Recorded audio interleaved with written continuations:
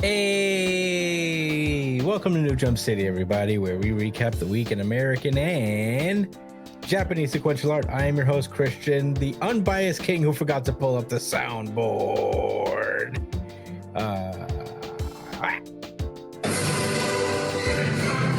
Espinal Ed joining me through StreamYards. It is the man, the myth, the legend, the tank's top sage.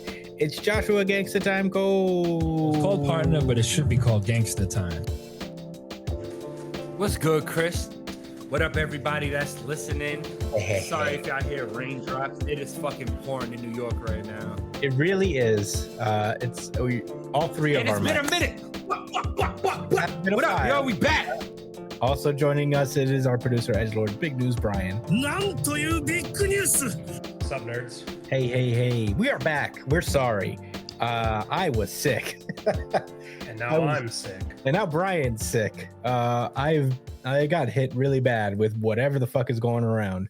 And so it's been almost a month since we did a show. So we missed a lot, but we're going to try to catch up as best we can. I'm very excited to do the show. COVID-29. Yeah, I don't know what it was, man. It hurt to talk for like a week and a half. It was awful.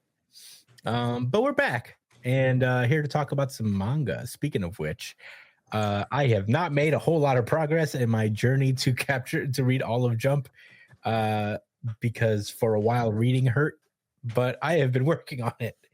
Damn, bro, for real? I was just sick as shit. I was asleep a lot. Oh, I'm thinking like your eyes was hurting or something too. Like no, I was just asleep. I had a headache at times. It was a whole ordeal. I couldn't go to a doctor because I got a new job and my insurance hasn't kicked in yet. So I went to a bunch of urgent cares who seem to only exist to not tell you what's going on, to kind of be like, it could be anything. Oh man. Hey, listen, bro. I don't know what the hell is going on, but you got something. Something's going on. You're for sure not operating how you should be operating. Yeah, one of them said that it might be pneumonia, and I'm like, what? Who gets pneumonia these days? People do get it. You Charmander? Yeah, Remember that episode? Did Charmander get pneumonia? Yeah, I remember Misty saying that. Like Damn. saying that Charmander and Ash would get pneumonia from being outside in the rain like that. Damn, I wasn't even outside in the rain like that.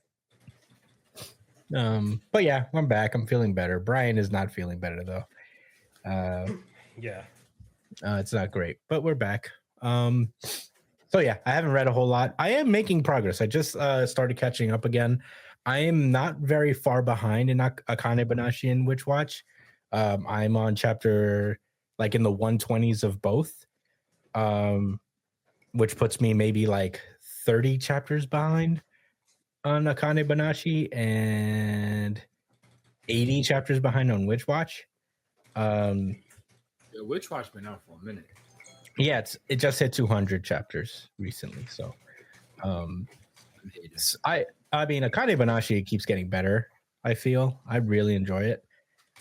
It slaps. You never said that about the other series. Yeah, no, I mean Akane Banashi is still probably the best. I'm not talking about Akane Banashi. I'm talking about that other series. Which one? X? The whack one. Which one's the whack one? Tsuchinoko no Family Spies? Oh, yeah, Yozakura family. Yozakura family. No shit. Yeah, I would say that Akane Banashi is better than Yozakura family for sure. But yeah, Akane Banashi is getting good. I'm in the middle of a battle arc in Witch Watch finally. So that means the story's engaging again. It's good. I'm in the middle of it. There is this group of warlocks trying to take Nico, and everybody's fighting, and it's been okay. And they're like based off of animals, right? It's a jaguar, a wolf, a giraffe. No, wait. Are you in CP9? Soap. Are you talking about CP9? Yes. Yeah, a bar of soap. Funny enough, I am watching One Piece and I am in CP9 in the anime. But I'll get to that when we talk about One Piece, our One Piece journeys, respectively. But yeah, I'm in a good place with Witch Watch. I imagine at some point it's gonna all die down, and we'll be back to just random gag chapters, which are a little less engaging to me. But so far so good on both series. I'm trying not to spoil as much. This is what's tough about talking about these series, is that I don't want to spoil. I don't give a fuck. I know you don't give a fuck, Josh, but people may be all out right. wanting to read. I just was making sure he wasn't a. But uh-oh. I want to make a tier list pretty soon of the series I've read so far. But you know, I feel like I haven't read enough. Ichi the Witch has been good, but not like crazy good, you know. Wait, there's Ichi the Witch and there's a Witch Watch? I've caught up to I've read Ichi the Witch from the beginning. I've fallen a bit behind on Odor the Flame or whatever it's called. I try to catch these new series as they come out, so I don't have to catch up to them. I read that baseball series that just came out. And that's good, actually. I like it. You know? But that's just me, I guess, wanting a good sports series in Jump. And I guess like bar's not too high. There's not that many. I do want to take this time to again bring attention to the ethnicity of Christian Espinal. Just since we're being fair and balanced. It is tapping into my inner Dominican to enjoy a baseball series. Hopefully it sticks around. Apparently baseball series don't last a whole lot in Jump. No way. Yeah, they don't love baseball out there, bro. They do love baseball almost as much as They do love baseball out there, but they don't love baseball manga in Jump. Yo, I wonder if the Dominican World Team has ever played the Japanese World Team. Like I'm sure an Olympic matchup. Let me see. I don't think baseball is an Olympic sport. I mean, there's no way it can be. Really? It sucks. The Samway Bowling's not. Yeah, I just feel like baseball. No disrespect, but no, it doesn't feel like full disrespect. Baseball. I would call it an Olympic sport. I don't know if it's that it gets all that fanfare, you know. So while you're looking up for previous DR versus Japan matchups, Japan, which could only be equated to the alley rivalry, okay, crow versus cat situation. I mean, we're talking about two cultures that bleed this shit. Yeah, so I've got to know if there's been any matchups. Okay, so in a recent baseball Canada versus Russia in hockey or some shit. In a recent baseball matchup at the WBSC Premier 12 tournament, Japan defeated the Dominican Republic 11-3. However, in another recent game, the Dominican Republic won against Japan with a score of 12-1 in the Caribbean. Oh, okay. So we got a rivalry here, I guess. Yeah. Let me see. What's their all-time? Is there an all-time record? There's gotta be. There has to be, man. Dominican versus Japanese, Flash Score USA. Japan. It looks like Japan beats our ass regularly. Damn, for real. Yeah. Okay. So the last games in Japan, the Dominican Republic got. Okay. No. Sorry. Last game's Japan. Last game's Dominican Republic. No, these are just. I'm trying to see what the fuck. What are the between the two? Well, I don't think they have that. I wouldn't be super surprised. I mean, I think a lot of Dominican players end up playing for like USA too. Yeah, I mean, there's literal like training farms out there. Right. So DR might not be fielding their actual best talent because they must not be. Yeah. For it to be such a drubbing like that, I mean, sheesh. Well, I mean, I don't know, man. It says the last games, but like the last games are against other teams, so I don't think there's an actual stat. between them. Anyway, I'm so yeah, that baseball series is pretty good. I don't mind it. It's a good read, and it's interesting to learn about a sport that I usually don't watch. I think that's all I'm reading in terms of newer series in Jump. I know there's 2 more that I haven't read, and I'll probably get to them at some point. They're I think after I catch up to either Akane Banashi or what's her face, Witch Watch, I'm probably going to jump on Kyoshi, Ultimate Exorcist Kyoshi, because I already started reading that a little bit, and it's been a lot of fun. That looks good. Yeah, I read the first like 6 chapters or so, and it's actually very fun. No harems. No harems. It's a straight up like kind of it's a battle somewhat gag series, somewhat. Telling me 0 harems? I would say it's like, I mean, it sounds like a series very, very ripe for a harem. Not gonna lie. Well, as far as I've gotten, which is only like 8 chapters in, I have not seen a harem form. So I like our harem. No harem formation. No harem. Our harem manga like in your top 5 of comics, or you just happen to really enjoy the ones that have them? Like, is it a coincidence, or is it something that you seek out personally? Well, I don't seek it out. You remember Nisekoi? That was a good one. That was a good one. Nisekoi. Some would say one of the best harems, but that's a pure harem. Yeah. You know exactly what you're getting into when you click on that shit. You know what I mean? Yeah. And there was That was like a We very Never cool Learn. That was a good one. There's been some good ones. What's the other one? We Never Learn. Yeah, you remember We Never Learn?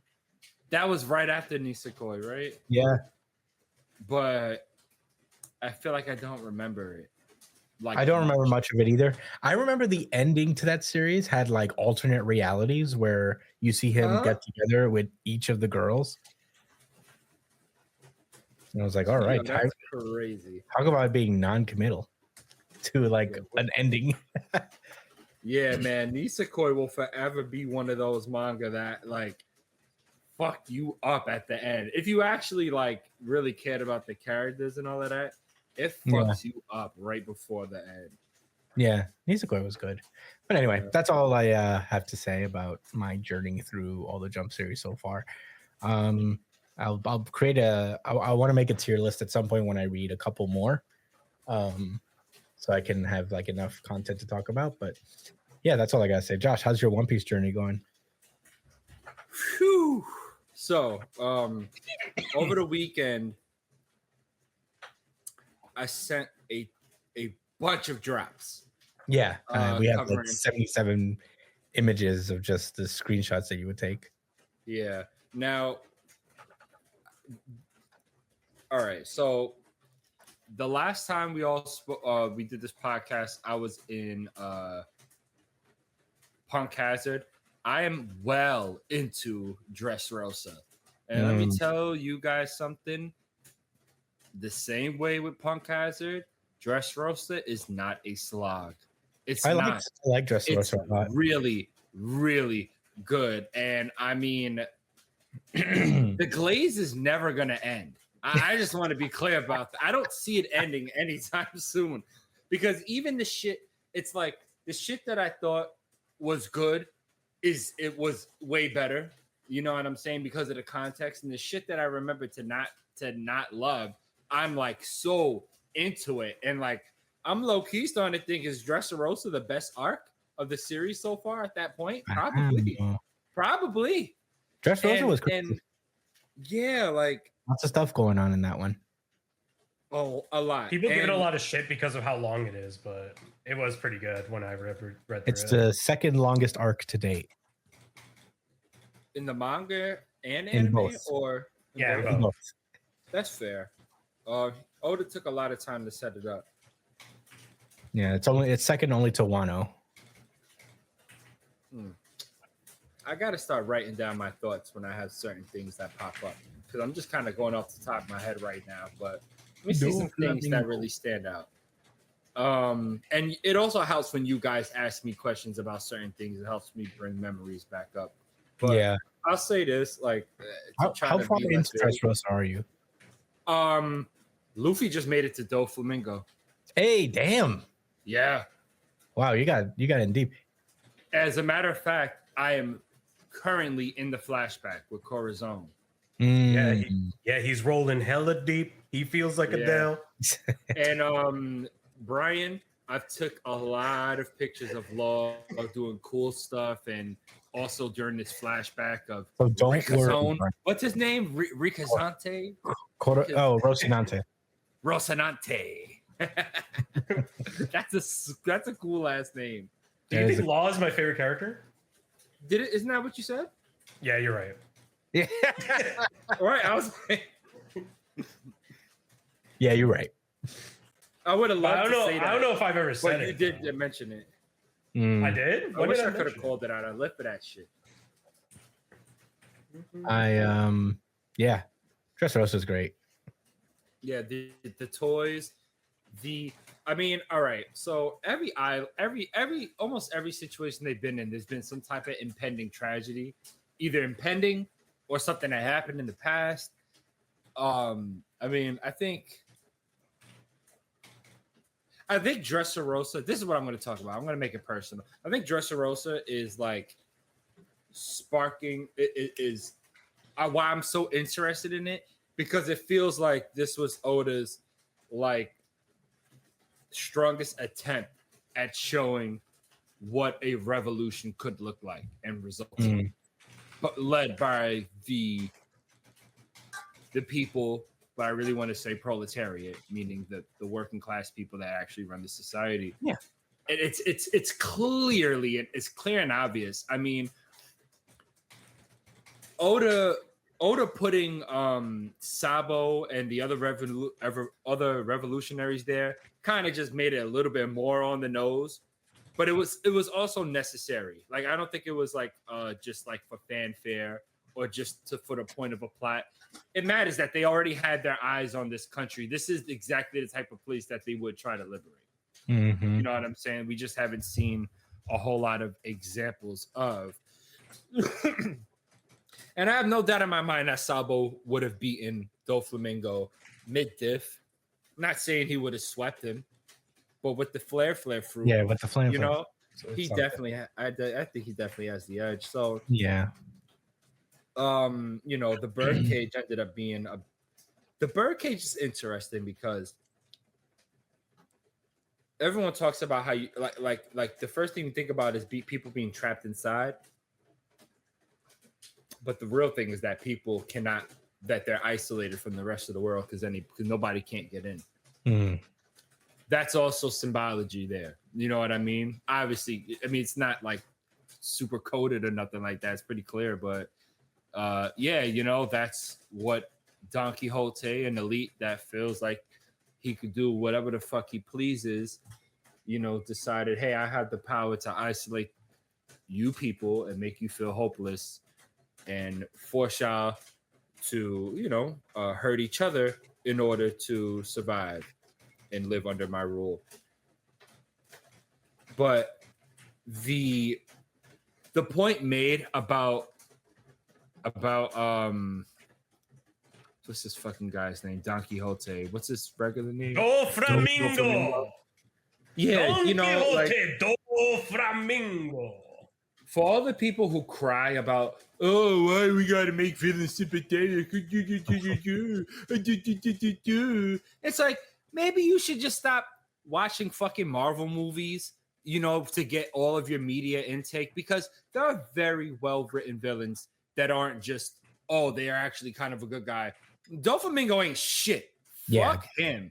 But he is, the truth is, he is a product, and he's a victim and a product of how this world is being run.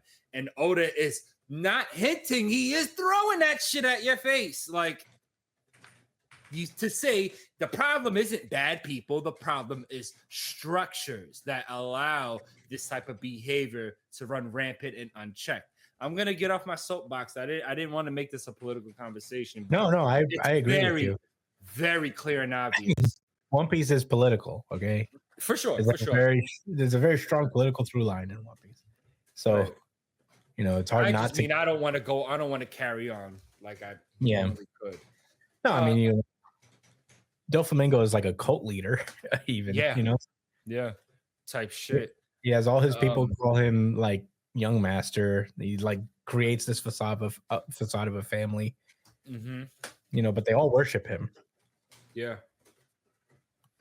Literally, like they all knew he was all of them knew he was a celestial dragon from a young age because he told everybody he could. You know what I'm well, at least like when he was a kid, all the people that was with him from a young age knew he was like a select. It's not like they found out after the fact and was like, oh shit, I'm glad that I was loyal to you. No, they was probably more loyal to him because of that, more than anything else. And I think there's a lot to say there. So that's a good point. There was something on the tip of my tongue I was gonna say. Something else I wanted to add.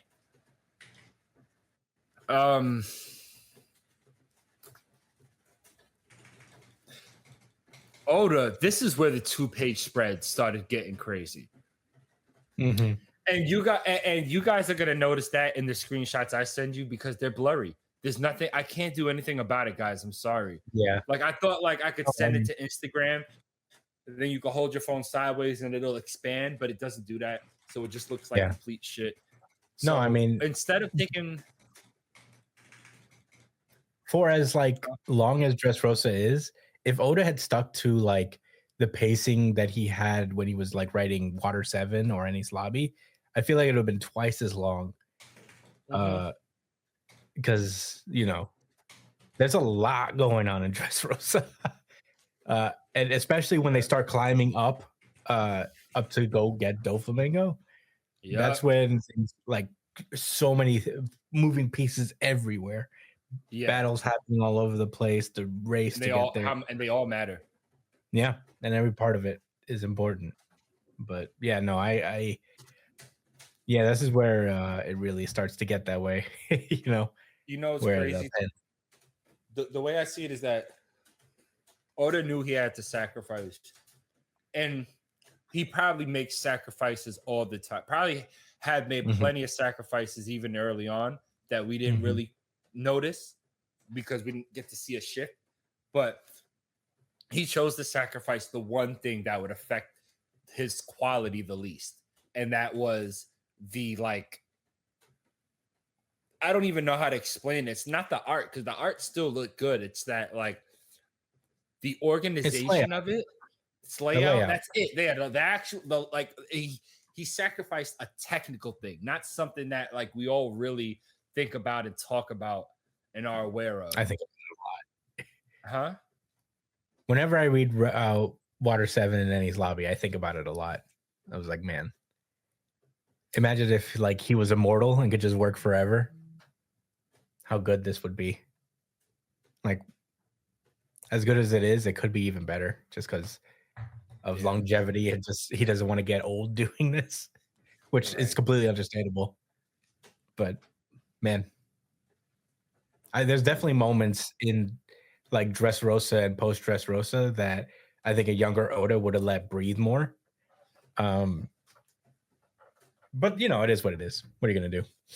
But he still gave characters a lot of moments. Yes. Yeah. See, that's the thing. It's not that he stopped doing it. It's that he introduced so much more characters than we're used to of importance. And that's another thing, right? I can't, I feel like such a fucking jerk sometimes because a lot of the shit I crack jokes about on One Piece was so ignorant. It was like, it turned that like, all right, like how he used to say, oh, he makes all these characters important.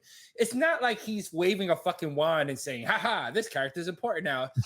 Bro, he's writing them very well into the story. Therefore, they are important. He's not, this is an important character. It is, these characters do things, therefore they're important.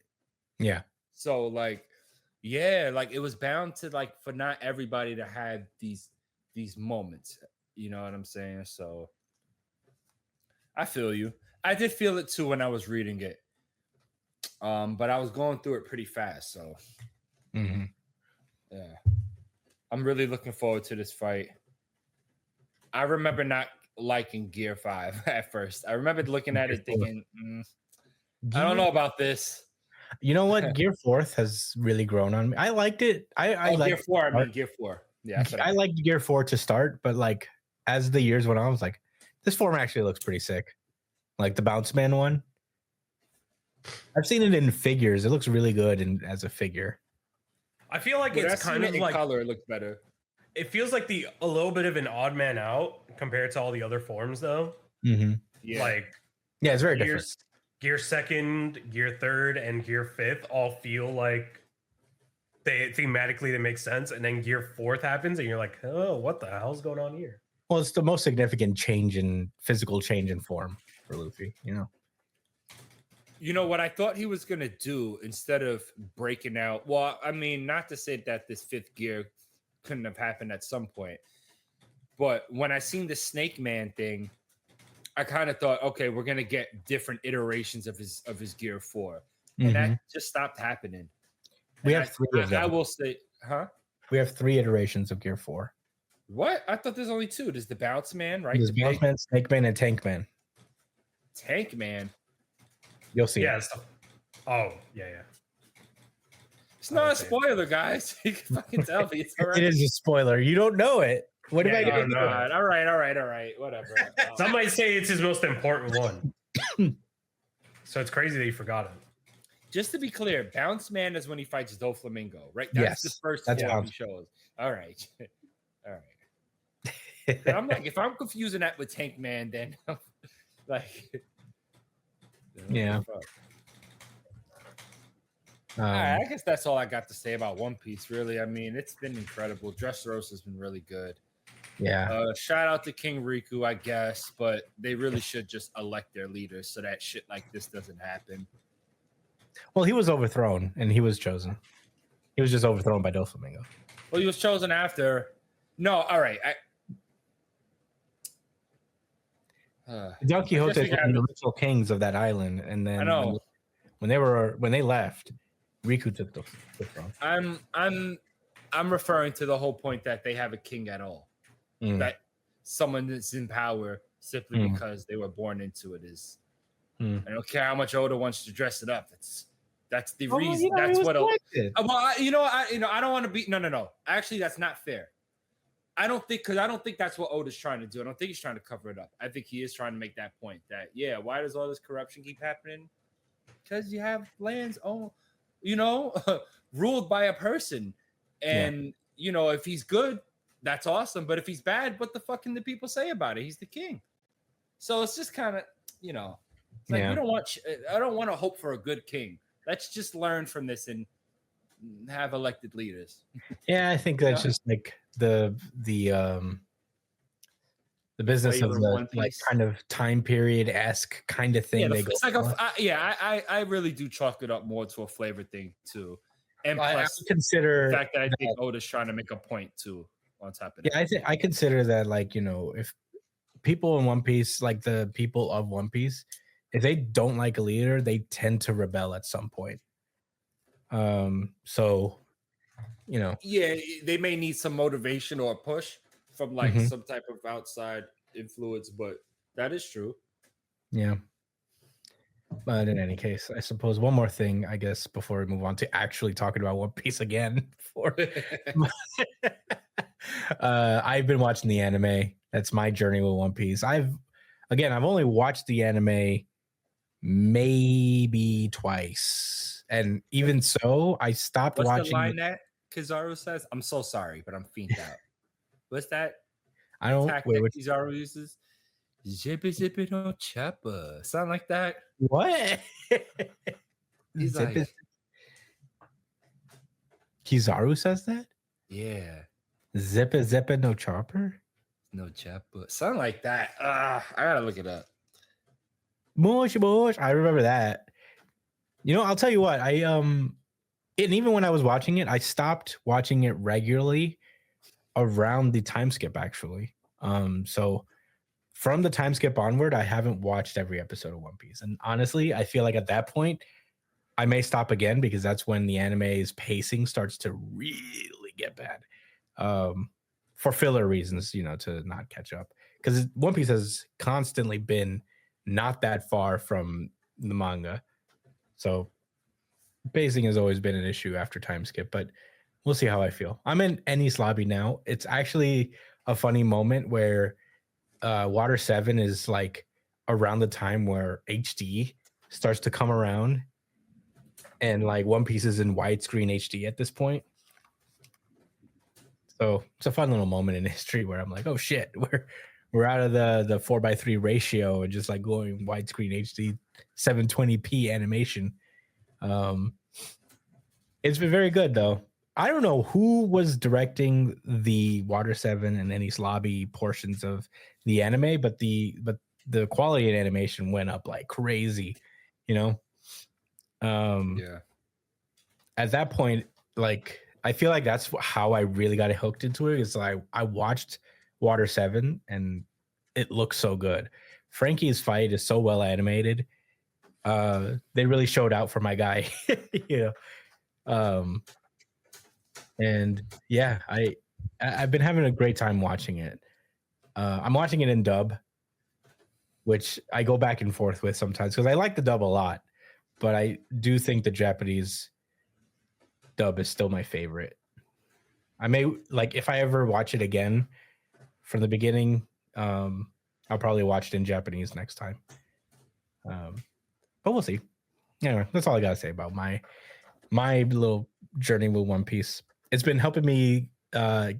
It's been keeping me company while I was sick. So I watched like maybe That's 50 cool. episodes while I was out. So Very comforting, huh? yeah, it really helped me out. Yo, But all right.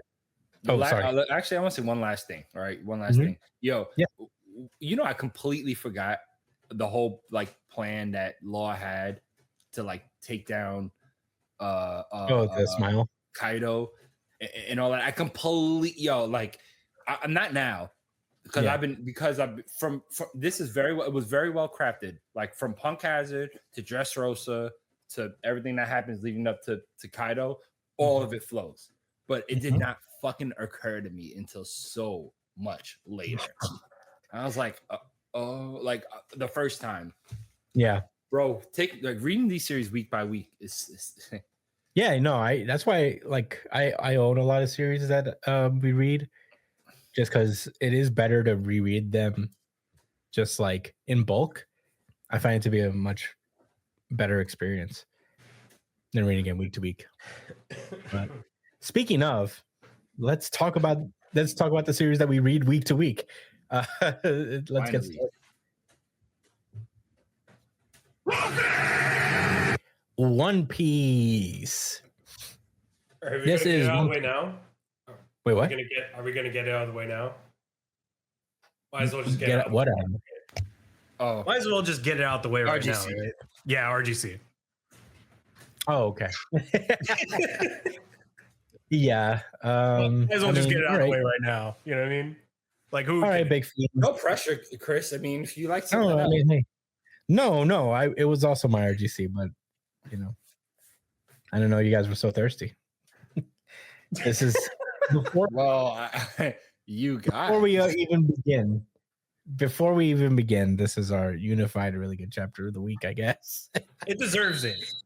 Unified RGC. Unified RGC. Unified RGC.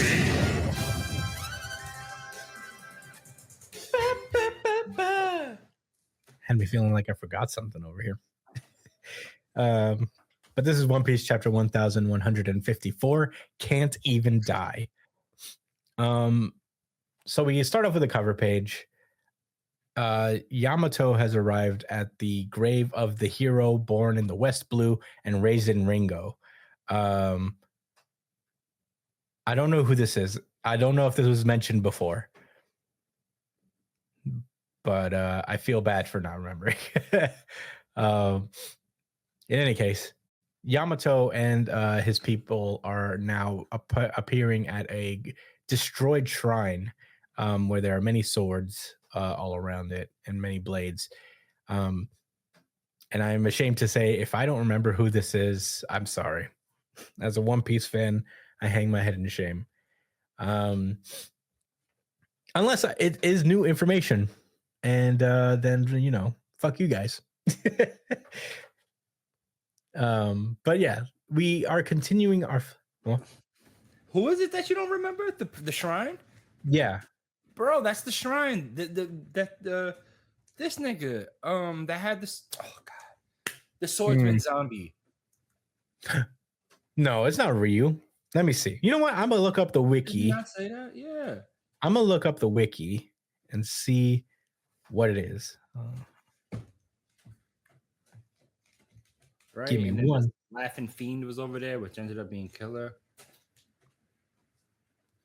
The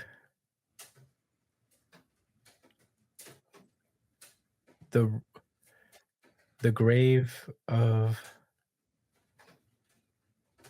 Okay. Ocho then requests Yamato and his followers pay tribute to at a dilapidated grave of a hero who was born in the West Blue and raised in Ringo. It might be Ryu, it might be him. But, the wiki doesn't say who it is. So maybe I'm not supposed to know who it is anyway. Maybe they didn't introduce this concept before.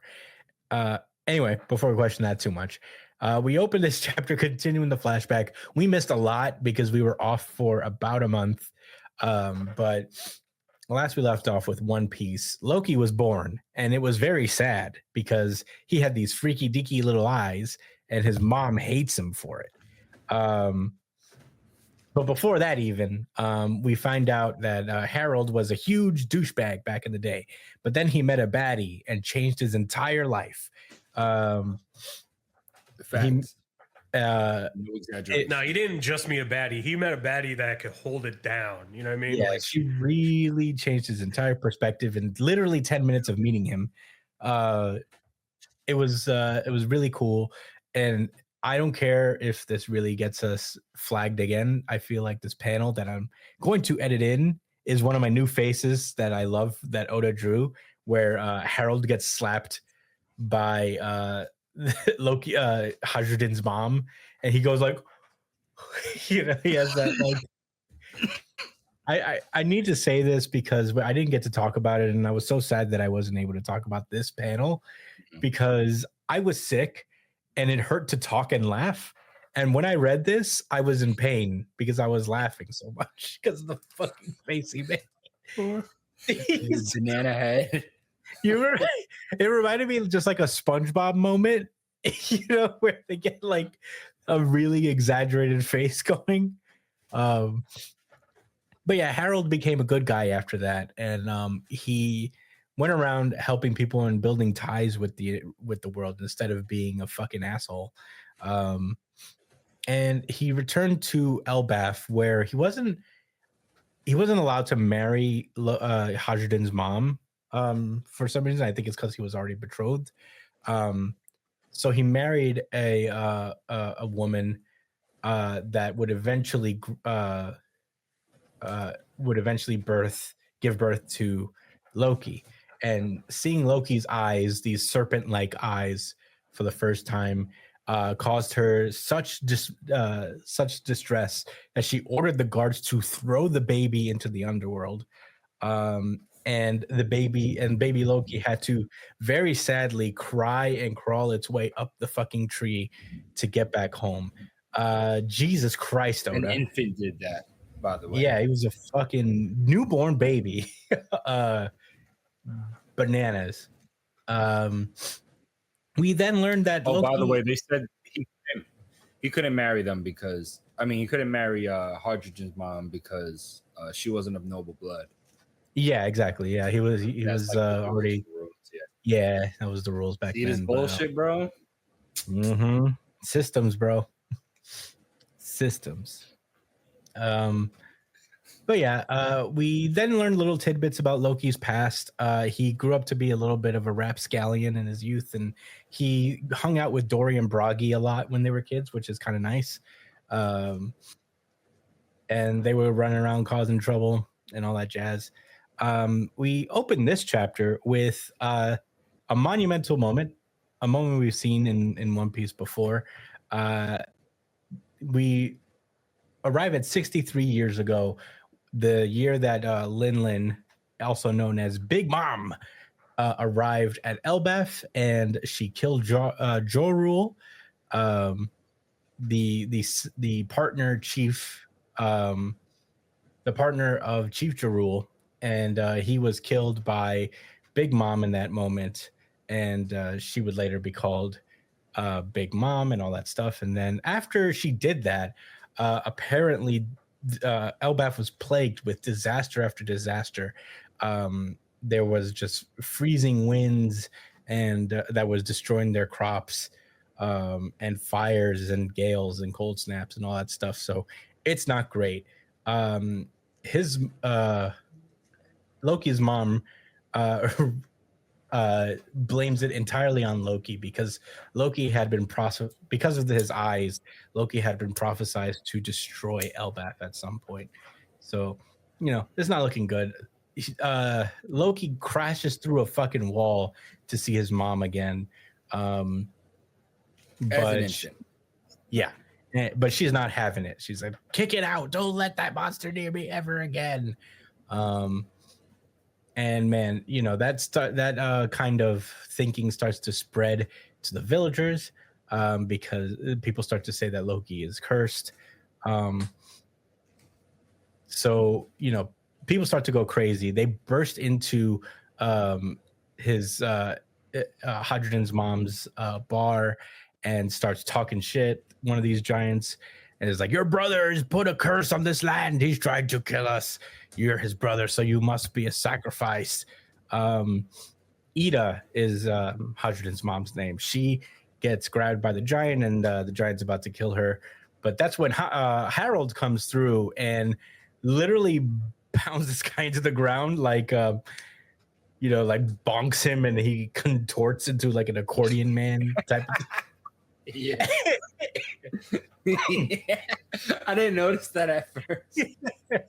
I could actually see his face pancakes. Yeah. And this was a wonderful moment, as Harold is like, why do you turn on yourselves? In the same breath that I heard about the birth of Loki, I learned that my kingdom was dying of starvation. So I went at once to the countries with which we have ties, and without a single word, they loaded up their ships with massive piles of food. And he said, each human has a tiny body, but they band together country after country and brought enough food to fill our giant bellies. Let us be grateful for their aid. Let us savor the food they brought us. And Harold saves everyone with, by being a good diplomat and not a fucking raging asshole. Go figure. Yeah, let's go. Shortly after king. I mean, if you have this is what leaders are supposed to. Yeah, if you gotta have a king, you'd rather him be. You are a leader. This is the kind of leader you got to be. Yeah. Unfortunately, or however you feel about it, shortly after Harold's return, Queen Estrid passed away. Loki's mom died, and in her dying breath, she spitefully blamed the kingdom's ills on the curse of Loki, her own son. So you want to know how I feel about it? How do you feel about it? This, what I'm smoking right now, is an Estridge blunt. You smoke of that Estrid pack with the dramatic thunder in the background. Yeah, that was for me. Yeah. But because she did that before, like her dying breath was literally, saying fuck them kids, or fuck my kids specifically. Everybody started to believe that the curse was responsible for her death. But you know what? Harold never did. He's holding his son up in the air. He's like, my son Loki. They explained that that he was born with an affliction of the eyes. Though he can see, I assure you. I guess that's the question: has Harold ever seen his eyes at this point? Because he was away, he came back, and he already had the bands around his eyes. So I don't think he has. Not seen. Yeah, but anyway, the little snake eyes. Yeah. Um, but in any case, we see that he's like, can you smile? I suppose not after losing your mother. And the narrative breaks in to say, actually, at just a few months old, Loki had abandoned any hope for love, which is sad. Meanwhile, as time goes on, Elbaf survives its long winter thanks to the diplomatic ties that he has fostered. But between rebuilding the shattered country and his many foreign trips, Harold was extremely busy and he couldn't really take care of Loki. So Loki's dickhead brother-in-law has been taking care of Loki ever since. And he is being just as big of an asshole as Estrid was. So, yikes. Meanwhile, we cut back to Elo's bar where Hadrian is hanging out. And, Hadrian is trying to get his mom to leave the underworld. But Ela is like, no, the sea separates us from the underworld. The beast can't reach us here. You're going to do your warrior training with Elbow. There's a giant named Elbow, I guess, in the Western Village. I'll stop by on the way home. And, she's like, just trying to, if anybody gets stuck here and everybody comes by, she wants to be at a place where she can welcome people and, keep that thing going that Harold's going with, treating outsiders with, kindness and respect, and hoping that it helps Harold, as a king, which is nice. Well, I guess he's not king yet. He's just still an explorer. Ja Rule's still the king. And so we cut over 56 years ago in the timeline. Ja Rule is asking Harold about the reverie, since apparently he's been there. He asked a fellow royal to help slip him inside as a soldier. I don't know how that was possible. I guess this royal he asked claimed that he had like a giant soldier on him. But in the end, the council would not hear him out. And if it wasn't for the uproar about a certain murder that happened at the reverie, it would not have worked. He would have been imprisoned. And basically, he said that if you were lucky, you would be the only one in chains. That was reckless of you. Say, have you ever heard of the Galilea band? Galila band? And they explain about. They said that there was this group of hardy giant shipwrights, hammer wielding warriors, and Harold thought they were a myth. And Ja Rule is like, no, they certainly existed. They traveled to distant shores and sent a letter back to Elbaf from afar. It said, we have all been taken prisoner. Can you believe that? Who could have possibly captured 100-strong company of our kind with ancient giants? What the hell? So so this might have actually been a thing that we've seen before. That's what I'm curious about. Like, is this supposed to be ringing a bell for something? Apparently it is, and this is something I've heard from the streets. Do you remember in Punk Hazard, and this should be fresh in your mind, Josh? Do you remember in Punk Hazard when Chopper and Nami and the kids were running through the lab and they found this like people frozen in the ice? Mm-hmm. Yeah, people are saying that those are the Galila band. Wait, Galila. Is that the same thing? Oh, oh, the Galila company from Water 7, right? Galila company was like an homage to the Galila company, the Galila band. They sound too similar, man. Well, what did they build the Ark or something? Like, no, because that was maybe these are the builders of the Pluton. There is actually a theory. There's actually a theory out there that they did build the Ark too. Yeah, maybe they did build the Ark. Whoa. Lots of lore. This is a big one. How long ago would that have been? I mean, there's no real. If they were mixed right? when If they were a myth when Hadrian was not Hadrian when Harold was young, then that means like they've got to be like 200 plus old at this point. Like,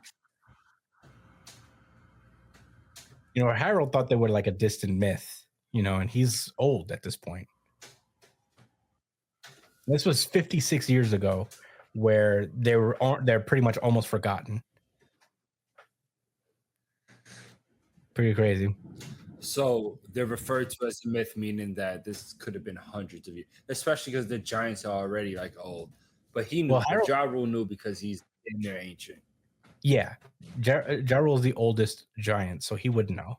But to all the other giants, these guys aren't even sure that they exist. Like they're like a folktale almost. Pretty crazy. So, oh my god, I had to go back to Punk Hazard now because I do remember that room. But were they giants? I have to look into that room as well. I have to look through my volumes here. But yeah, that's interesting. So the lore implications here, the possibilities of the Galilag band is that they certainly existed. They were shipwrights. The Galila is a company of shipwrights that may have been named after the Galela Club, the Galela band.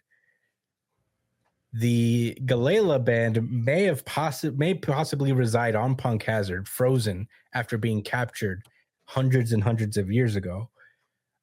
They either could have built the Pluton, the Ark, or both. And they're big enough to do it. I mean, the Ark is huge. So pretty big lore drop, I would say. Makes so much sense. I mean, it's Punk Hazard. It's right there off the red line. So it's not far from Navy headquarters where it used to be, and Mabawar for that matter, right? And yeah. Yeah, like you got to keep your eyes open. And watch. I would not have thought of the fucking weird people who were stuck in Punk Hazard. I can't believe like no one's thought about what they are for this long. It's like, oh, we just casually see a bunch of people stuck in ice. I guess we won't talk about it again. I wonder what that's about. Why are there so many people stuck in ice? Anyway, that's interesting. So, Harold goes on to say, you think the government did that? And it's like, it's clear that we had a great enemy at some point in the past, but all of that history was sunk under the sea one day. My point is, your failure to win them over might not be your fault because there's some ancient beef going on here. The world government does not fuck with giants on a pretty big level.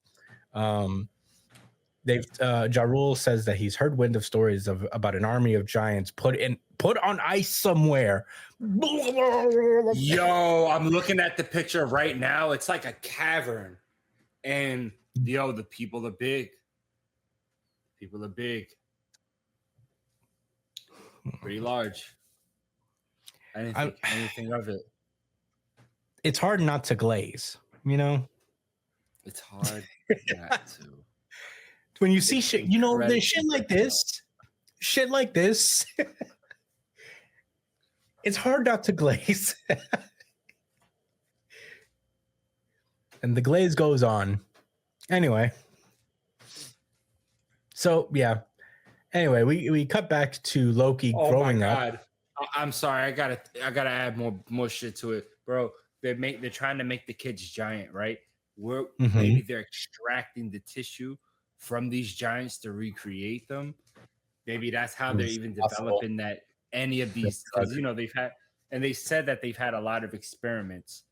Yeah, there's been multiple efforts of the government trying to get giant power without having any kind of good relationship with Elbaf, without actually like fostering a good relationship with them in general, but still wanting their power. So this is just another way of doing it. Pretty nuts.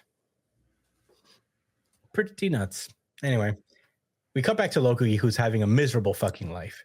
His fucking dickhead uncle keeps feeding him rotten scraps, and historically has been doing that, it seems.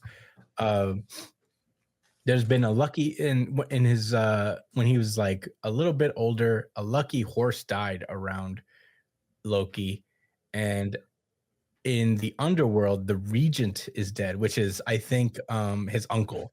So I think they're implying that Loki killed this guy.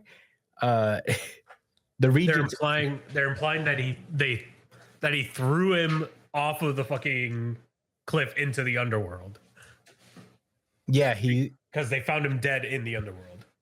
yeah, something happened there. He definitely, he's at least accused of killing his uncle. I'm not sure he did, but I'm sure He's not accused, but we're accusing him. We're for sure accusing him. Yeah, we're accusing him. I mean, he is giving a little smile there. Yes, the slightest. He does have. He's the slightest little smirk there.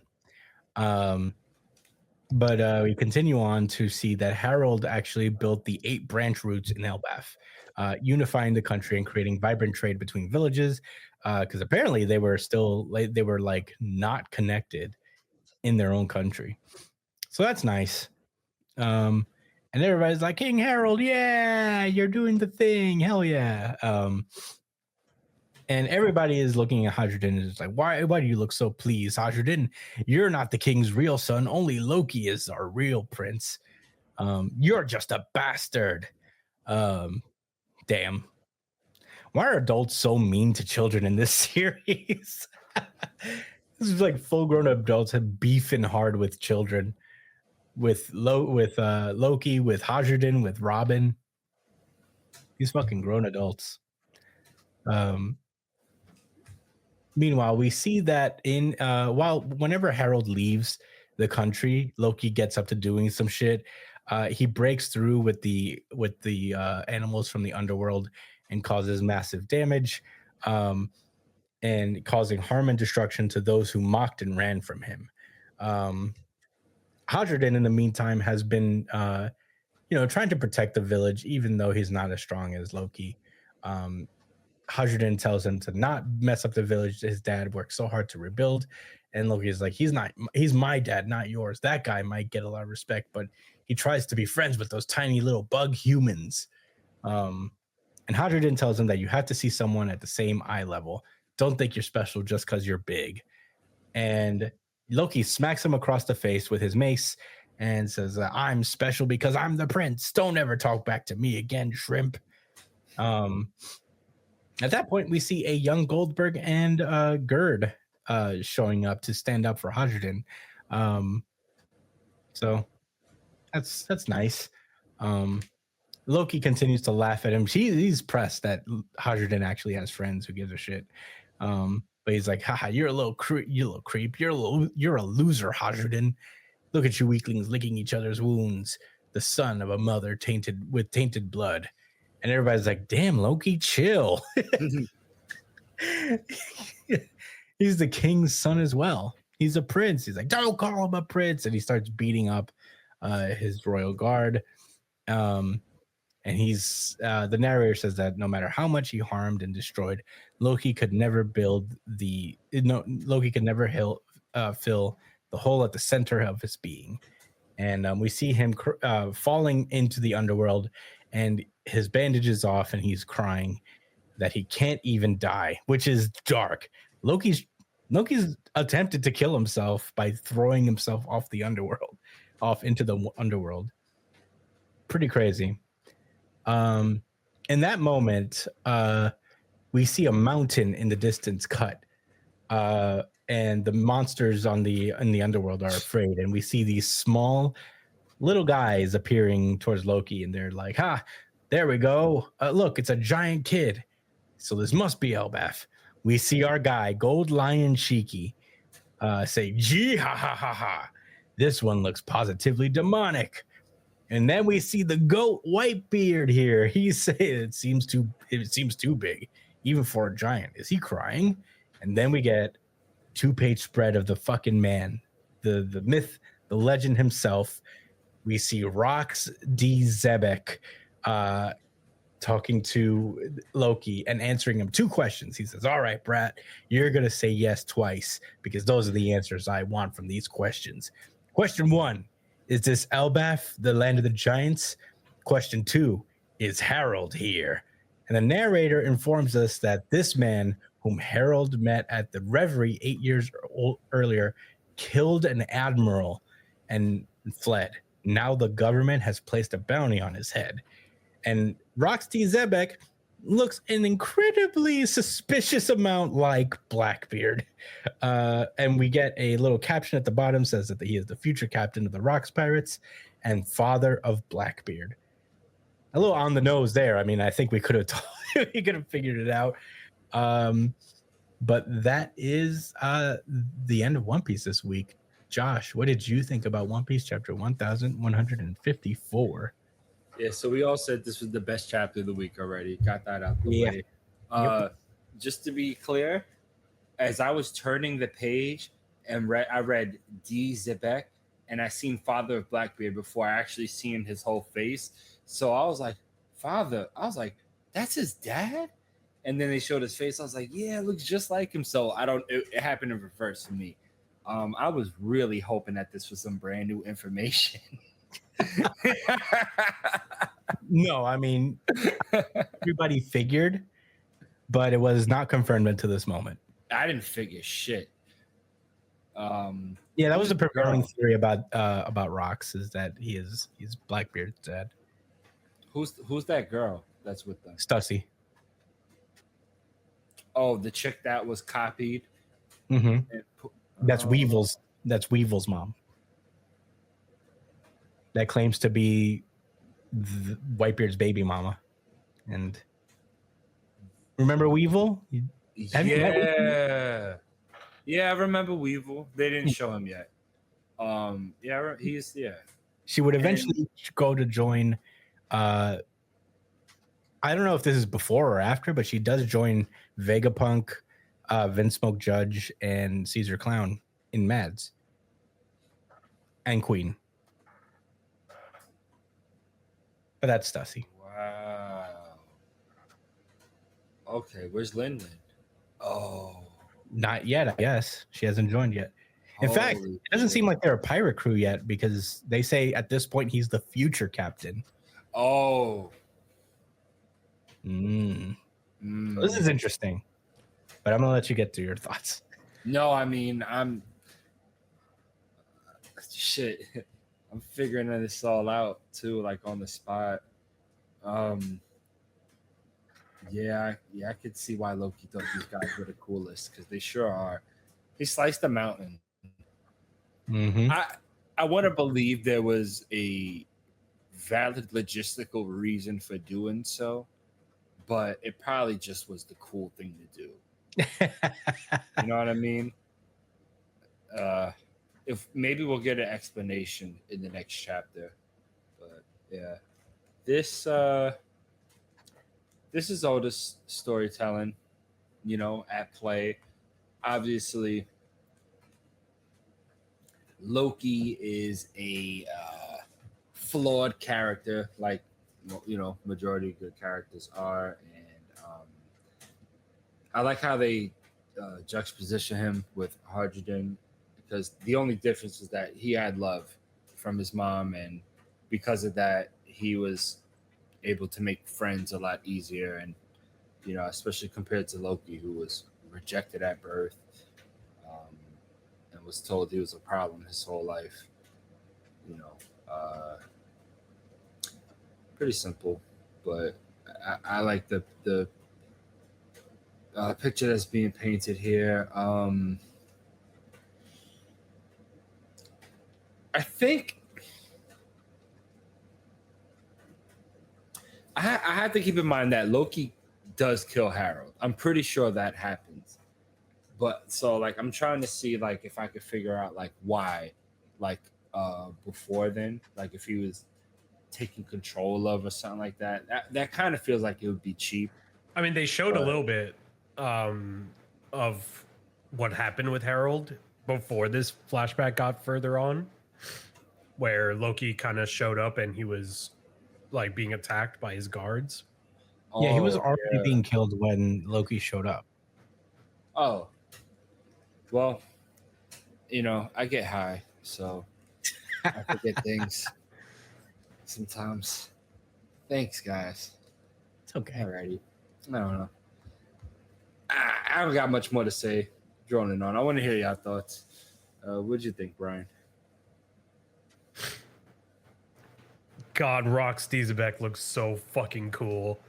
Yeah. He is up there. Like Elbaf has introduced us to some of the coolest character designs in the series so far. Like Loki, Rox, even Harold looks cool as fuck.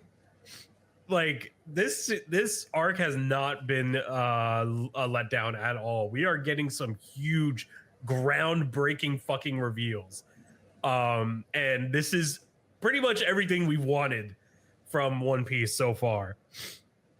But goddamn, Loki's flashback, like his, is probably among the saddest in the entire series so far. It's pretty dark, it's pretty brutal, and the poor guy just wants to be loved, man. He just wants his mom to love him. It was heartbreaking to see like the shit that he went through as a kid. Which evidently gives more credence to him joining the Straw Hats. I mean, I think he's in. Luffy literally asked him. That's the thing we missed. I forgot about that. We didn't get to talk about that. Yeah, Luffy asked him to join the crew, and to which he says no. He didn't say yes yet. He'll join. He did He'll ask join. him. He has the requirement. He has the really, really sad backstory. I think it to only boot. works if his devil fruit ability somehow allows him to get small. He's too big for the Sunny. He won't fit. He could just walk alongside it, can he? Like San Juan Wolf or whatever. He can do that, yeah. I think San Juan Wolf is way bigger than Loki. You think so? Plus, he has a devil He's a fruit giant. Yeah, he's a giant that ate the giant fruit, Yeah, right? Is that the I think so. You found me. You remember? it's behind the It was just someone random that pointed him out too. It was just one of the guys, one of the random Marines. Let's say, what's that guy doing up there? It's like, oh, oh man, Blackbeard's crew is super duper dope. Yeah. Yeah, and his dad is cool too. Yeah. Yeah, Brian, go hard.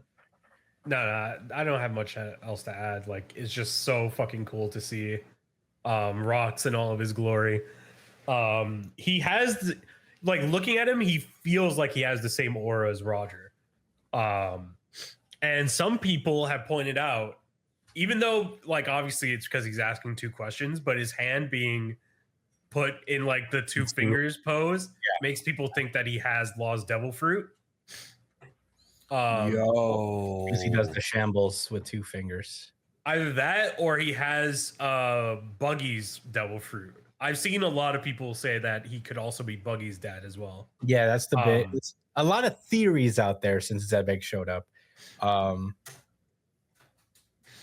yeah, people are saying that one half of Zebek's face looks like what?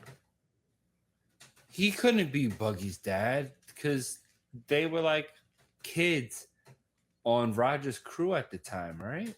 Him and Shanks. I don't know how old Buggy is, but I guess it depends on how old. Oh, Blackbeard is. this was before there was pirates, though.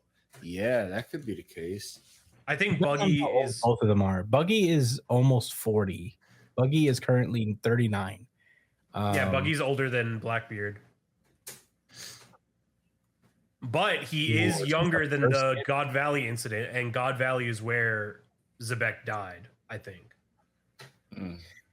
Blackbeard is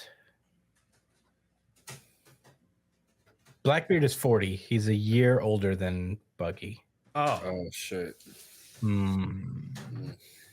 Okay, so I guess we could talk about theories. I'm not really putting it out that Zebek could be Buggy's dad, because who knows?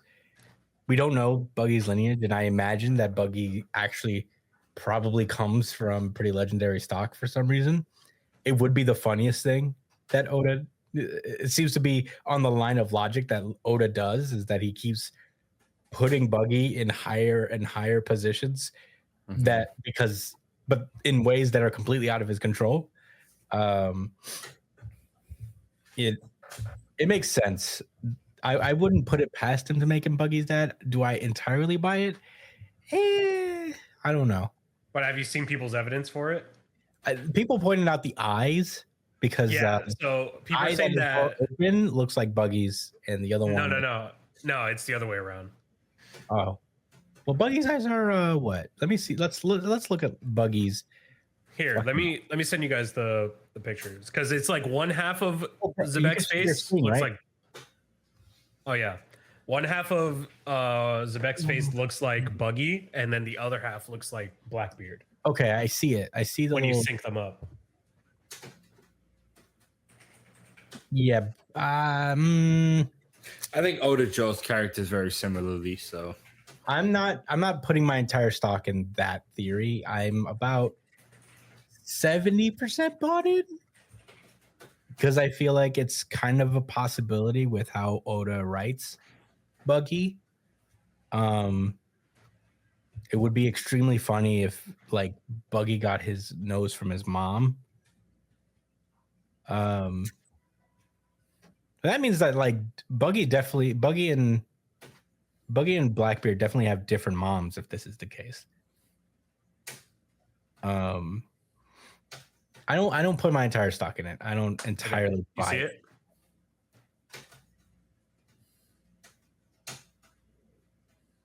Like this actually looks a lot like Buggy, especially like if his hair color is the same as Buggy's, or like closer to Buggy's. Like I feel like they do match up pretty well. Yeah, I'm not entirely bought yet, but I can get there. I can see it. The Law's Devil Fruit theory, I'm a little more sold on, but I don't entirely believe it either. I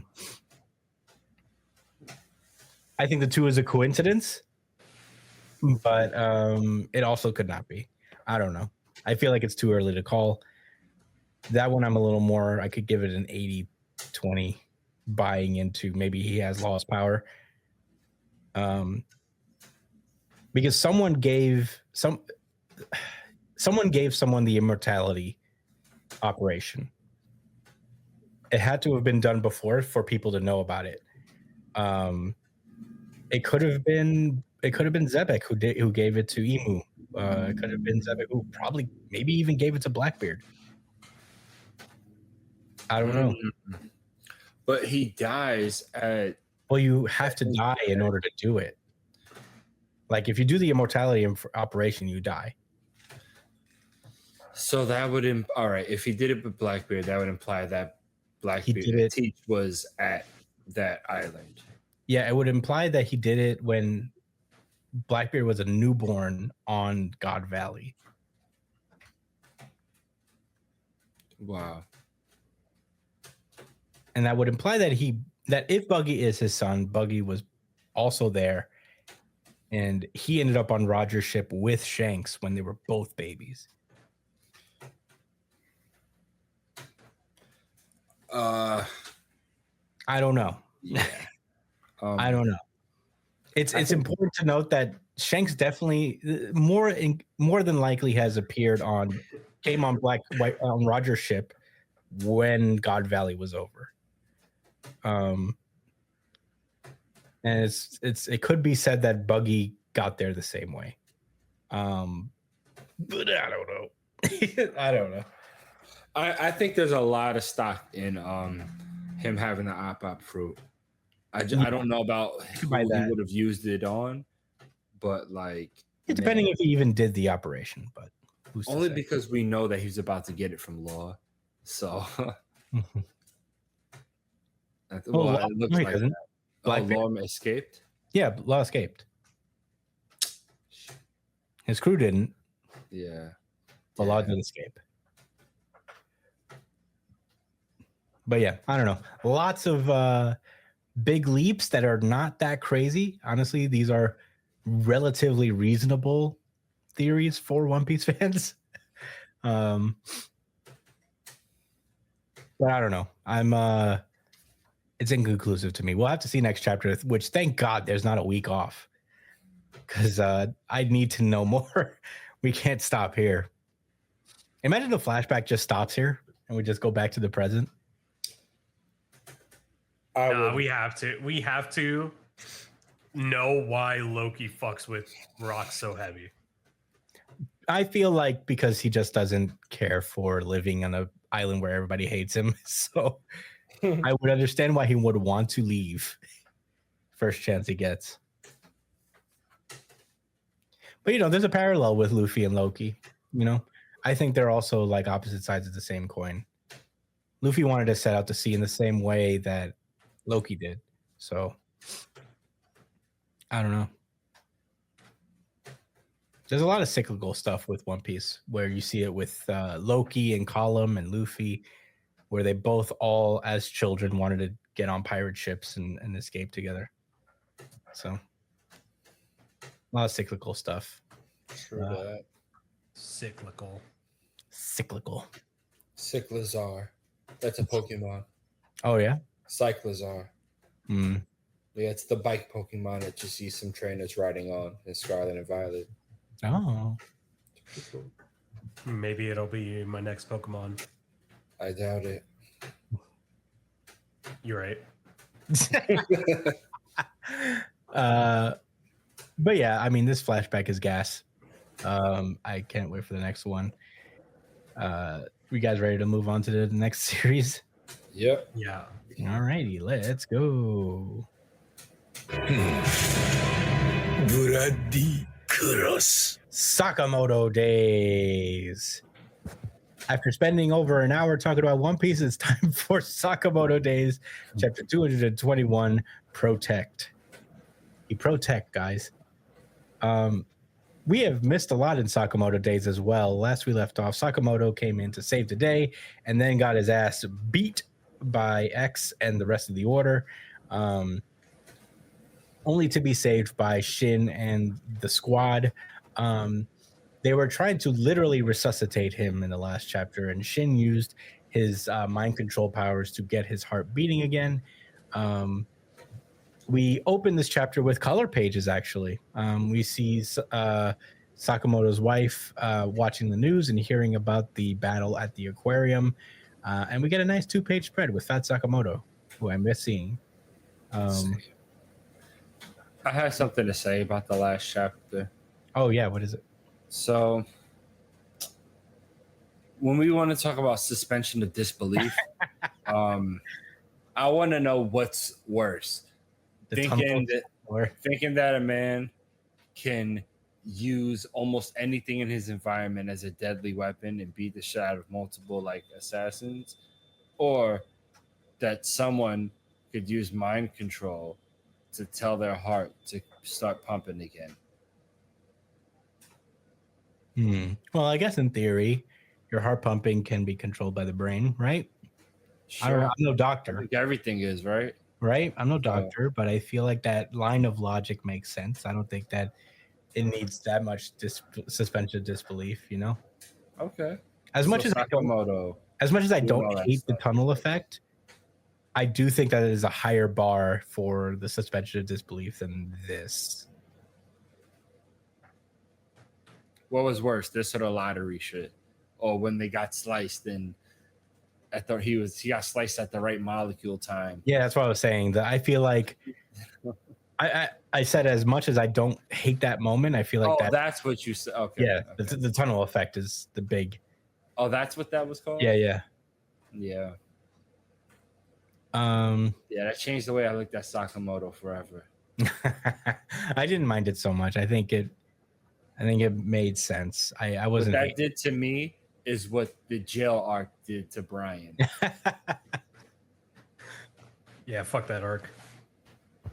Anyway, so it works. Shin mind controls Sakamoto's heart into beating again, and everybody made the exact face we all did when we read it.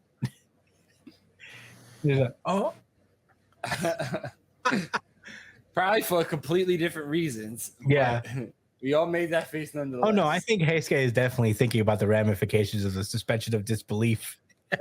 Yeah. It's like, wow, this series just Really? jumped out the fucking window, huh? I'm about to do some wild shit next. Guys, we may have jumped the shark as a Yeah. people. But it He's worked. about the no 60 fucking a no scope 360 snipe somebody while falling off a skyscraper. Yeah, that's That doesn't even sound that crazy, actually. actually no, not crazier than mind controlling someone's heart into beating again. But anyway, Shin passes out because he used a ton of his power to do this. And we see a random foot appear as he's passing out. A shaded figure emerges. Meanwhile, we cut to an abandoned building where we see Osuragi resting and Shishiba hanging out with the sniper guy. Nagumo showed up. And he's there with his usual smiley, nonchalant self, being like, "Thanks for creating a disturbance. You made my job easier." And he's like, "What? Are you mad?" As Shishiba grabs his coat. He's like, "Of course I am, you piece of scum." While you were raging, and Nagumo's like, "While you were raging at the JAA HQ, I infiltrated deep inside the HQ and gathered intel. That was the plan, right?" He's like, "No, my plan was to kill X." But Oki, Torres, and those other freaking JAA losers were a pain in the butt. You funneled all the enemies my way. And Naga was like, "Pretty much, yeah. And I thought you would be fine because Osuragi was with you." He's like, "I didn't expect you both to get creamed, but I thought at least you'd kill a few of them." Yeah. So, they start fighting. He's like, "Go to hell. After I kick your ass, I'm done." And Nagumo's like, "Hey, you're cool with letting X continue this crap?" And they both start attacking these JAA thugs that appear to kill them, and there's more. And they have their little debate while fighting these guys. And Shishiba mentions that he's not in the order anymore. Literally, as one of them dies, he's like, "How do you know?" It's like, because you're a side character, bro. Yeah, They have dude, more you're important fodder. things to discuss. Yeah. They're not even a side character. Yeah, you're fodder. I don't even know why you came here. Doesn't even have a name. Yeah. Wow. Your name is How'd He Know Guy. The guy that got smoked in his first panel of existence. Yeah. But yeah, more guys show up and they fight as they debate. They're saying Nagumo's like, "That's kind of irresponsible. We're the law and order. Protecting law and order was our job. The state of this country is on us too." And Shishiba's like, "Stop capping, bro. That's not who you are. You're a nonchalant guy. You don't care about this stuff." Right. And he's like, "It's good for the world. It's good. It's for the good of the world, it's for the people. I don't trust guys who try to justify killing that way." He said, "Be honest for once, Nagumo. Why do you really want to kill X?" And Nagumo was like, "Huh?" He finally stopped smiling. Yeah. Oh, we got him.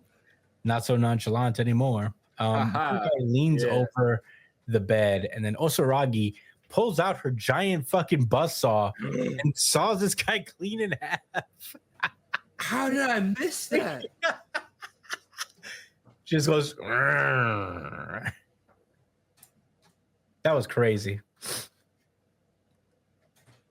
So all the bad guys are taken out, and Yo, he's dead as hell. yeah, he's mad dead. He's very Oh dead. my god. Yeah, so she's awake and she's crying, and she's crying because she lost to the order, even though she'd been given permission to murder in exchange for protecting law and order. Now I have no reason to exist. And Nagumo's like, "See, Osuragi gets it." And Nagumo actually has some self-reflection there, where he's like, "Why do you really want to kill X?" And he thinks to himself about the time that X used Akao's personality to talk to him, and he says, "I won't waver this time. Even if Akao's personality comes out, I'll kill him." And Shishiba is like, Nagumo, say whatever you want. My feelings won't change. I have no interest in what X does or who dies in this country. I'm not into just accepting defeat. That's all. As he super cool flips his jacket on, and we have our new other squad out there trying to take down the order. We see that X. We then cut to X, who's like looking for Sakamoto, still, and Lightning Guy is like, "You're a little too focused on Sakamoto, don't you think?" He's like, "He wasn't as tough as rumored to be. With that wound, is he even still alive?" And X mentions that he won't die that easy, and as long as he's alive, he'll keep standing in my way. He said, "I will never be able to move forward unless I kill him." Electricity Guy is like, "All right, I'll help you, but okay, when we're done with this, you better amp it up." That was his way of saying, "Stop being a bitch." Yeah, start locking in, bro.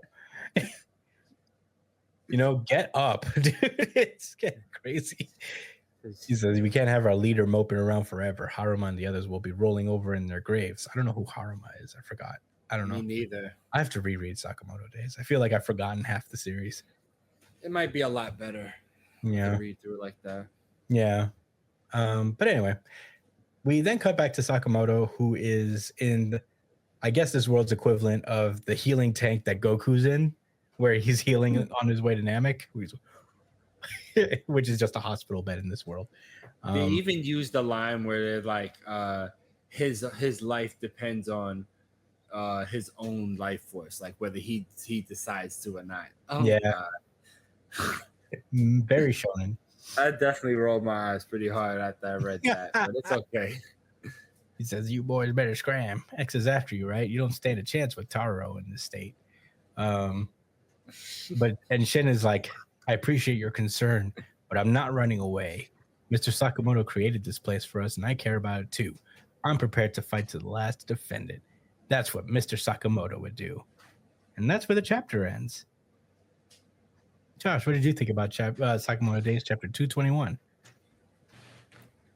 I think Shin is going to need a lot of help, which he'll have. Yeah.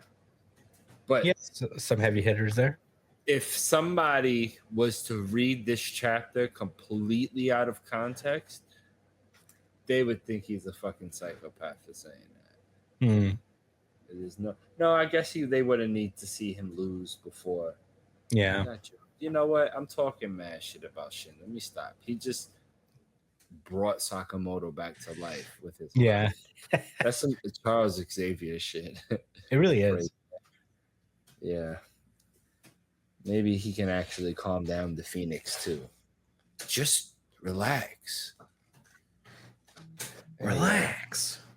There was something I wanted to say. So, Chris, I'm gonna bring back this reoccurring segment that I've started recently, where I relate things in the comic to Marvel Rivals, so I can just kind of help you understand the experience. I won't. I haven't played Marvel Rivals. I know, but it's just try to show you an example of something. Okay. So you see these guys that jump through the window. If you go to page 14, I remember. Yeah. Right. Notice how they got smoked immediately. So in hero shooter games, right, you have dive characters. What dive characters do are people that quite literally like jump into like the enemy team and try to pick off like specific enemies or whatever. I feel like that would be me. It's pretty fun. It's actually really fun. However, sometimes yo ass gets jumped because you overextend. It happens, you know what I mean? Even to the best of players, you get caught out there sometimes. And that's exactly what happened to these people. They dove and got fucking smoked immediately. Like they all got hit with crowd control, which is just like they got CC'd. It's like when you get stunned. Like so if you're like frozen in place, or like if somebody uses a move that like makes you come towards them, basically fucking up your movement. And I felt like it's crazy because we was talking about how these guys was fodder, and then I started relating to them on that level. Like, holy shit, I've been a fodder ass nigga sometimes in some of my games, and maybe I should clean it up. You know? Yeah. Like, think about the guy that got caught up by Osurigi. You see how bad that was? That was terrible. Imagine that being you. Yeah, that guy got ganked. I thought that would be me in this I don't world. even know what that means, Brian, but I think I feel like I do though. It means when you like the laner is laning and he's farming minions against his lane opponent, and then that was a different lane. Is this LOL? he's laning against his minions and he's playing against his own laner. I'm sorry. And his laner calls for the jungler to show up, and then the jungler shows up and cuts him in half. It wows you out and violates. I do. Bro, I feel like Mr. Krabs meme just now. Like, where am I? What was that? The jungler? Well, what? Yeah, the jungler showed up. Jungler is an offensive person. He comes to assassinate people. He picks people off. They're kind of like Dive too, in a way. I'm old. That's how I feel. Hey, well, junglers have been around for like 20 years at this point. News to me. Yeah, I've only been like a level maybe 2 nerd, 3 at most. That's like level fucking 9 or 10. I thought I was a pretty big nerd, but I guess I'm not. Like, being not as big a gamer sets me back a few levels, I think. League of Legends does sound fun though. No, don't do it. I heard it transforms. Yeah, I was gonna say I heard it transforms you into a miserable person though. I kind of want to do it as an experiment. I want to play it like for like a month. It's like, how miserable can I get? No, a month, that will be the most miserable month of your life playing video games. I'm going to tell you right now. Yeah, I'll be able to document me week by week. It'll be funny. I'll make a documentary about it. First week, I just started playing, and then the next week, I'm like, you will be contemplating your life's decisions after one day of playing League of Legends. Third week, y'all see me with a cigarette. I'm like, like, this fucking bogus, Josh. Fourth, I'm punching my fucking laptop because I lost the fucking. Guys, I can't do the pod today. I just boxed my laptop into oblivion. I gave my MC roll. My lane. Now my fucking lane opponent is shoving his fucking fist down my throat. The entire game, I'm not allowed to play the game. Yeah, and then you Akainu your laptop. I'm gonna Photoshop a laptop where aces. My jungler entered my lane, my mid laner is calling me slurs, and my bot lane is getting fisted. What am I gonna do? That's what Brian has said before, for sure. Brian said that ironically before.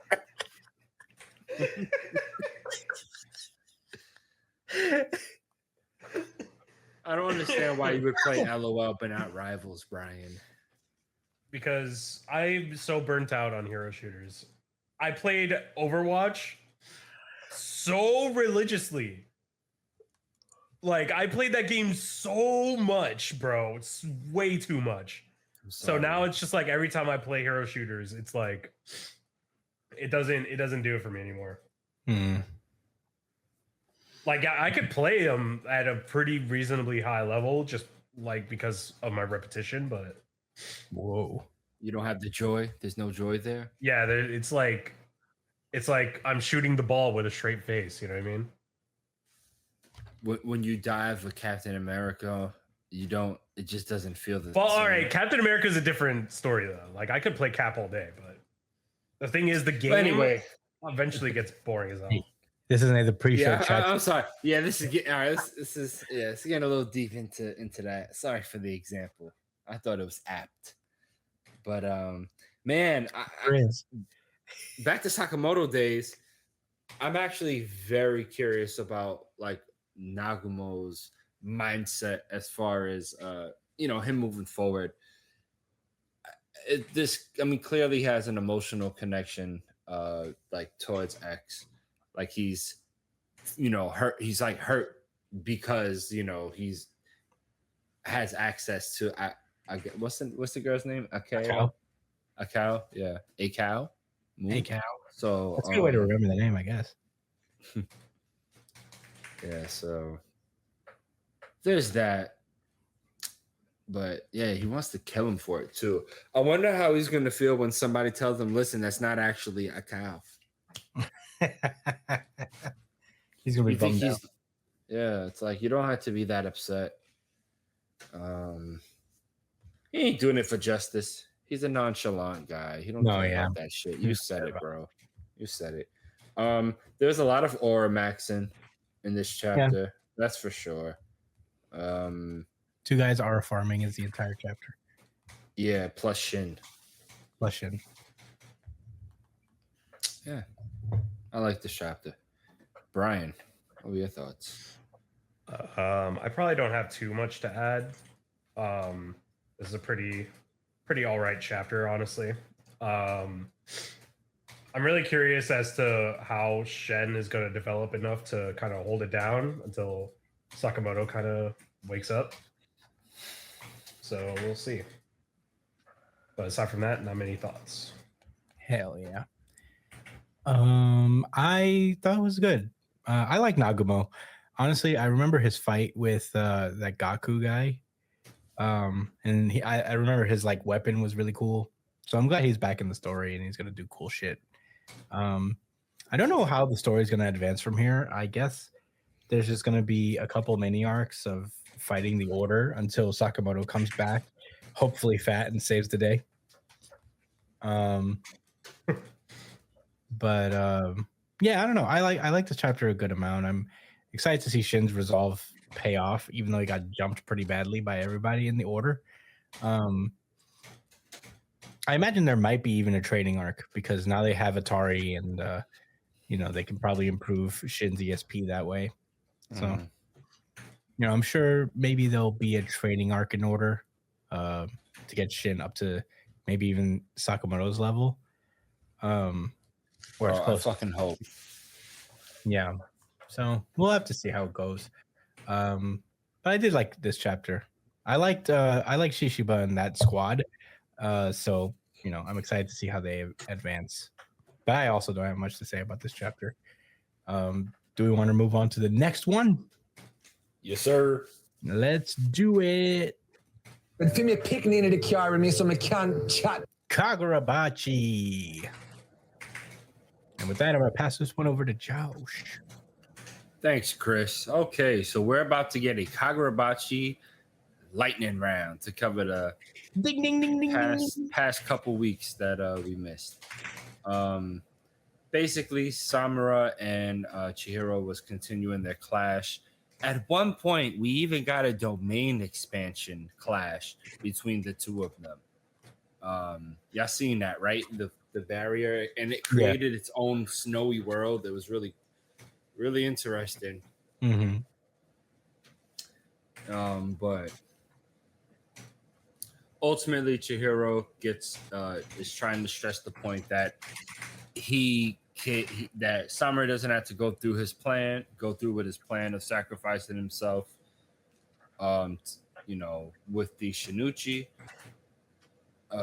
because Chihiro is going to destroy the sacred blades with his N10, and he manages to put a heavy scratch, really like a crack in the Tobimune sword. Unfortunately for Chihiro, Samura was able to use his whack-ass fucking Phoenix powers to... I'm biased, sorry, guys. Yeah, Josh is going through it right now. Yeah. He used this regenerative Phoenix abilities on his sword to restore it back to its original state. The implications there is on another level, especially on some other shit that happens later in the chapter, but I don't want to get too ahead. So He also heals Mini Masumi Man's glasses. Yo, that's what I was gonna say. You know, I forgot that I'm not covering this week's that week's chapter. I can say that shit right now. Yeah, he uses powers to fucking regenerate clothing and all of that. Huh? Let me fix them shades. What? So you're telling me it reverses time? No, it just fixes things. GTFOH. It just fixes things. It doesn't even reverse time. What does that even mean, It Chris? heals clothes, dude. How do you heal clothing? The sword fixes it. It's so good at healing. Stitched it? No, yeah, you could say that. It stitched it together. It literally reassembles the glass in his eyeglasses, in his sunglasses. Almost as if time was being reversed. It was restoring it back to a different state because technically what is healing except for all these things like the glasses is processed things. So if he regenerated it to its original state, no, he just takes the pieces and he repairs the cracks with the sword, with the flames and stuff. Yeah, He's like manually doing it. Yeah, the sword picks up the shards and it fixes the cracks. He's not reversing time. You know what? Why not? Why not? Time. He's not reversing time. All right, like that's not what it is. He's a beast like that. He also healed his eyes. He sure fucking did. After he was able to see, Chihiro, he could feel how strong Chihiro's resolve was and how much sense he was making that he had to heal his eyes and open to see like Chihiro and be like, oh, okay. For sure now I see you're serious. Should have seen his face earlier, Samura. You're doing the most. You cut your eyes to spite who? Yourself? Should have cut your nose off. Isn't that how it's supposed to work? It is how it's supposed to go. You cut your nose off to spite your face. Yeah. But dumbass. you cut your eyeballs to spite yourself. That's deep. Mm-hmm.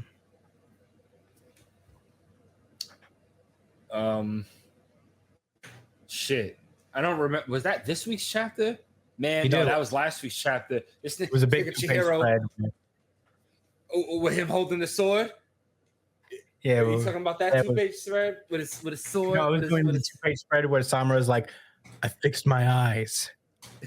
Yeah, he did. Personally, I think Samura was just sick of being blind, and this was his excuse. Like, I see what you're saying. I finally agree with you. Thank God. Okay. My eyes and not be embarrassed about it. Because I made such a hasty decision. I would have looked so real dumb. I blinded myself knowing that I could fix it at any time.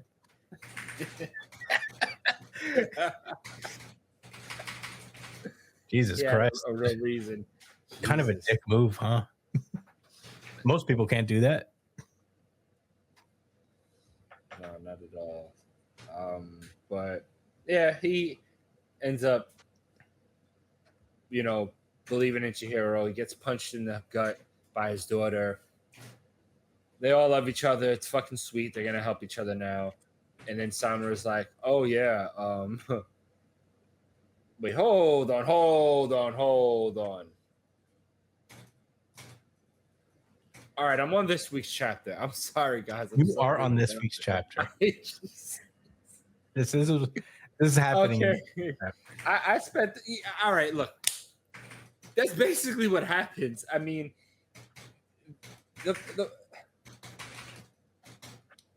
Chihiro was about to drop. Let's be clear about that. Right after Samura healed his eyes, Chihiro was still kind of telling himself, like, yo, I still got to prove it to him. It's not enough that he just healed himself and he can see how serious I am. I had to still try to cut him and defend Josh's honor. But unfortunately, he fell and Mini Masumi, what's his name? Iori caught him, Samura's daughter. Mini Masumi's clothes and glasses start to get healed, and Samura's like, don't worry, Not gonna kill you guys. It's chill. And Chihiro's still trying to explain to him, like, look, like I gotta, like I still got a ways to go. I'll get there no matter what. And he's just like, yeah, I know. This is just the start. I get it. He's like, yeah, swordplay came a long way. I peeped your little pure Iori purity style pinky up. You know what I'm saying? And he was like, yo, it was thanks to your daughter. You know, she showed me. And is that what happened? Did she show him? I think he learned by watching her. Yeah, when she started using the technique, yeah. I think he got a better handle of it. I think he was already learning when he was younger, but then he really learned watching Iori. Yeah. So, whatever. They're all kissing and making up. You know, the Iori and Samura hug. And the Mini Masumi's like, all right, so I'm glad, you know, everything, you know, we resolved this situation because we got another thing we got to worry about because the Hishaku headquarters is being infiltrated. And Samura's like, holy shit. It's like, did they intend to subvert me from the start? It's like, no, this must have been a backup plan. And then, yeah, they're just talking more. I mean, you know, more of the together we can do this. Obimune was originally crafted for support, so you know. Oh yeah, they. I'm just a beast, but you know, this was literally just a healing staff. I'm basically Donald in Kingdom Hearts. Yeah, or like a strategist in Rivals. And Chihiro's the real DPS. Per second. I don't know what any of that means. Okay, it's okay. It's all right.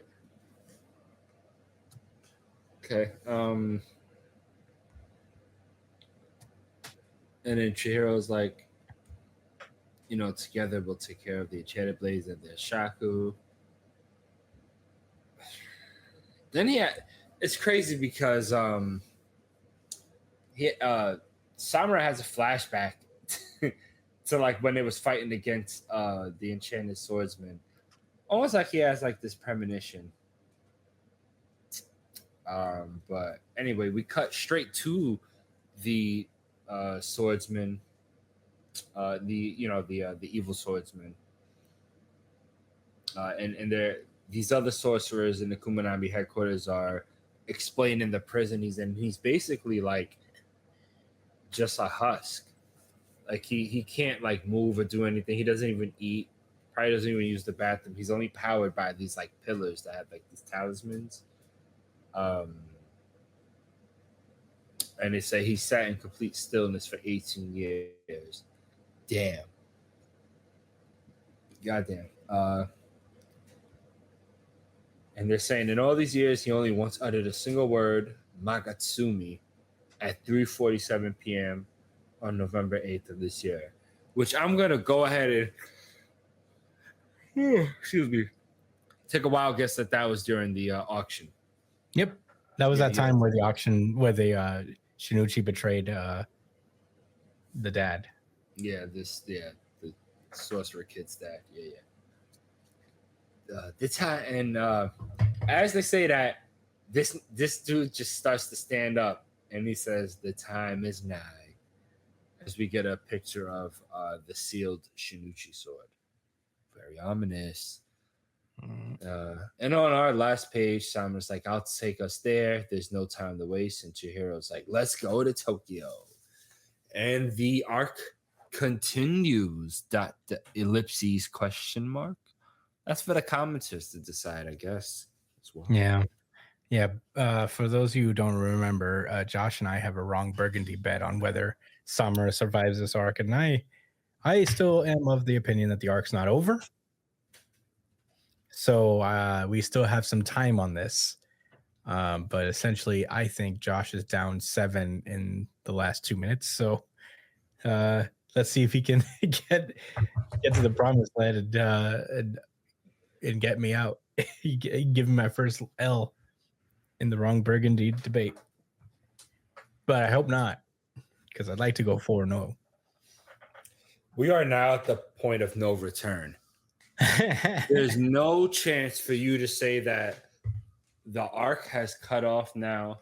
We are all in agreement that it continues in front of our entire audience. I lobbied for it. You wanted to claim No. loss. I want to be clear. So now I'm going to say this. I think it is almost absolute. It is like, now I'm 99% sure that Samura will die in that headquarters. And that's exactly what one of those arrows that this dude is going to shoot was talking about.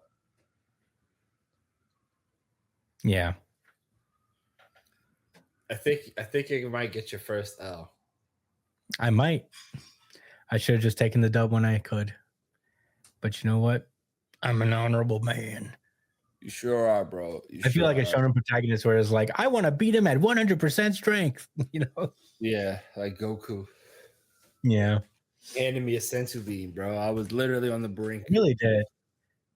Yeah. I was dead, Wow. bro. I was defeated. And you gave me a should've sensu bean. Unless he survives this arc. Then it will probably hurt a little bit more. But the risk is worth the reward for me. I feel like. I agree. I mean, it's the same with me. Okay. But, yeah. Well, anyway, I guess we could hear Brian's thoughts on this chapter, the latest chapter, or you could just talk about the fight in general if you want. It was pretty sick. Yeah. We skipped over a lot of it, but they was going at it.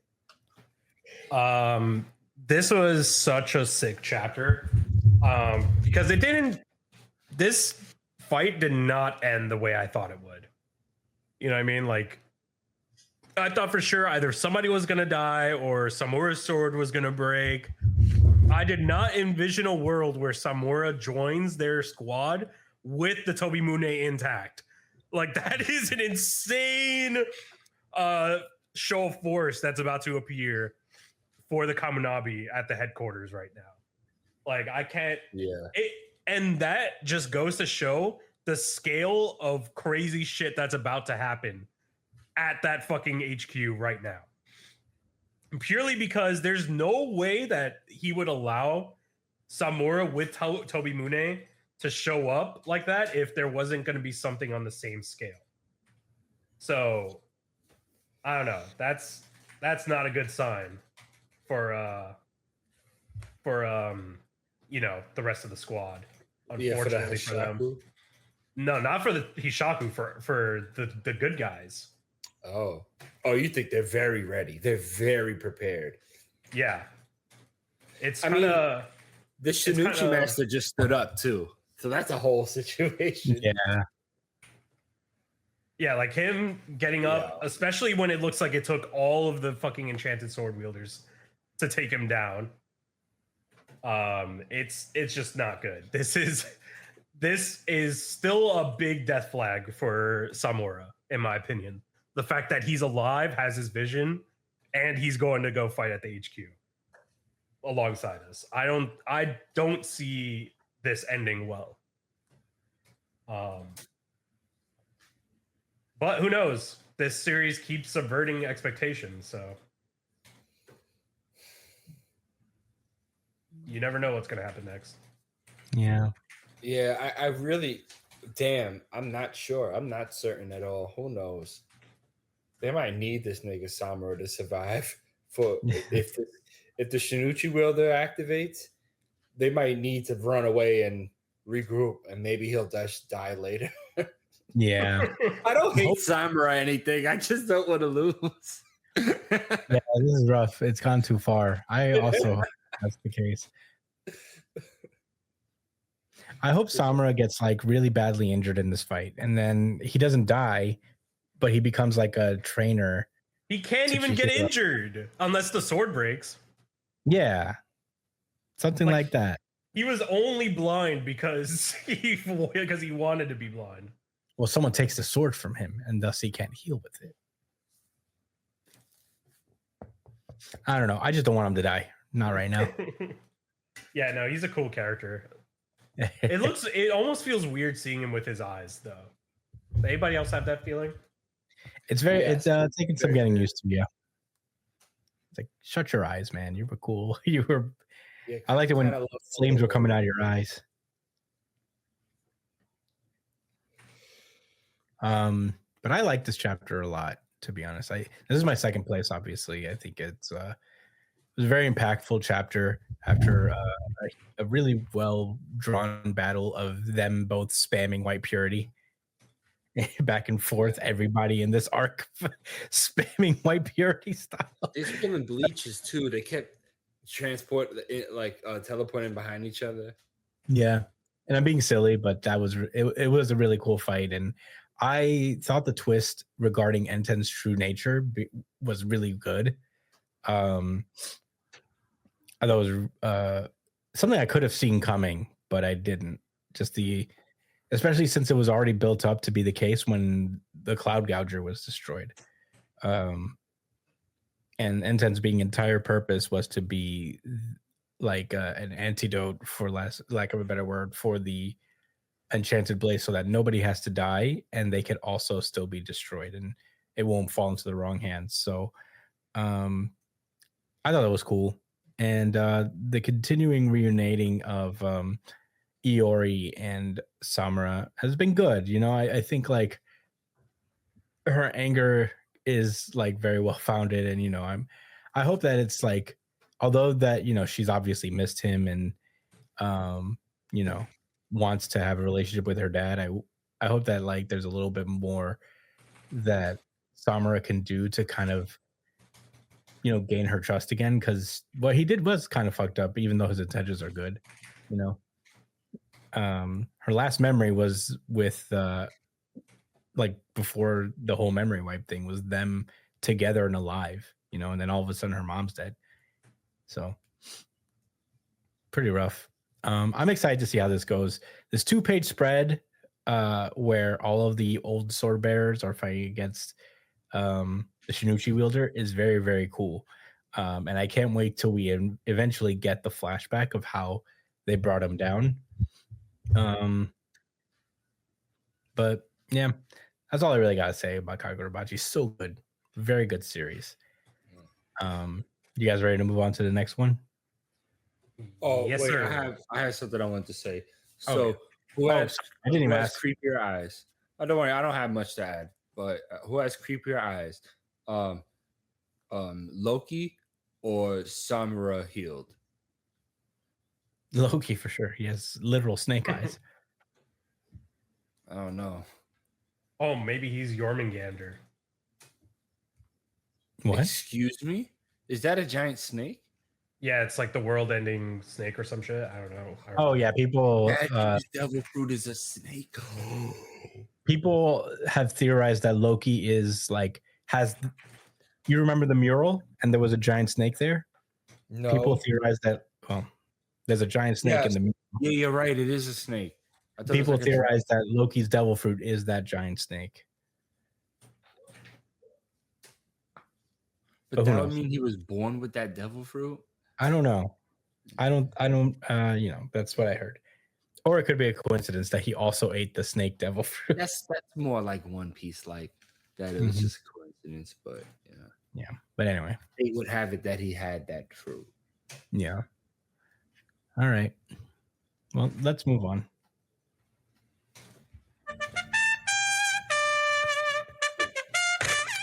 Dandadan. And with that, I'm gonna pass this one over to Jash.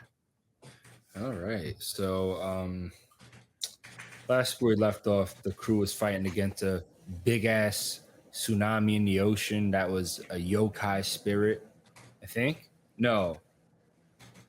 Yes, it was a no, it was the alien thing? Yes.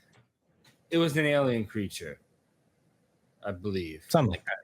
It was being controlled by the Serpoians. It was sharks and it was tornado and it was crazy. It was fucking insane.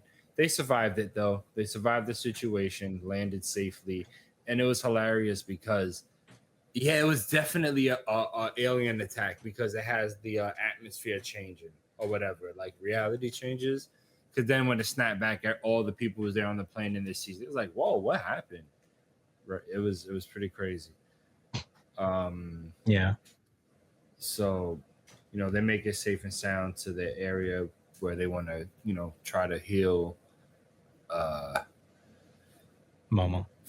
Momo, thanks. Momo Chan. Momo Chain. Yeah. So, yeah, that was good for them.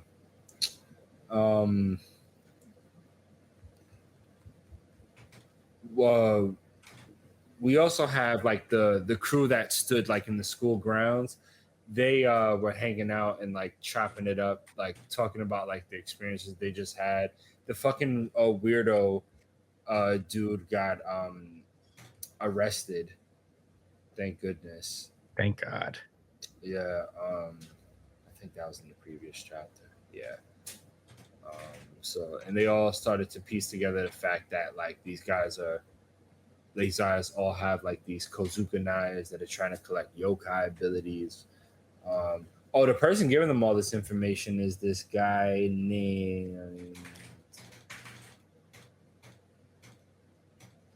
I don't know.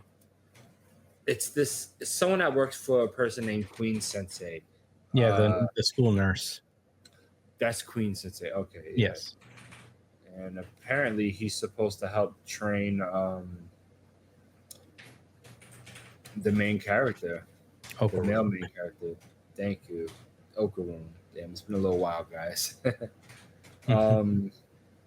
He also gets a really interesting gift. Oh, the guy's name is Manjaro, by the way. Manjaro? Thank you. Manjaro hands Okarun an interesting gift from Master Queen. And she said it's a weapon for self-defense. It ends up being this small little charcoal stick. So obviously and Manjaro claims that it's an ogre club, which I know excited the shit out of Chris because he's been reading Witch Watch. Yeah. It's all about ogres and witches. It is all about ogres and witches. Although he doesn't have a club. Not yet. Not yet. He does have a move named Ogre Club. He does have a move named Ogre Club. You're right. Yeah, he just needs to cash Shillelagh on that, and then he can use it as a proper weapon. For all the D&D fans out there. For all your D&D heads. I know some stuff. Look at this guy. Look at this guy. Bona fide D&D head. Yeah. So they're trying to ask him how to use it, and he's like, I don't know. No idea. And like I mentioned earlier, Queen Sensei once instructed Hanjiro to train Okarun. Interesting, since he doesn't have any yokai abilities. So we cut back to Momo and that crew, the Evil Eye and Umbrella Man and the Alien Girl. I don't remember any of these fucking names, guys. Bear with me. Also, that old guy from the previous arc when they was all in that little playland. And, they're trying to make him a child again because he lost so many years of his life. He got aged.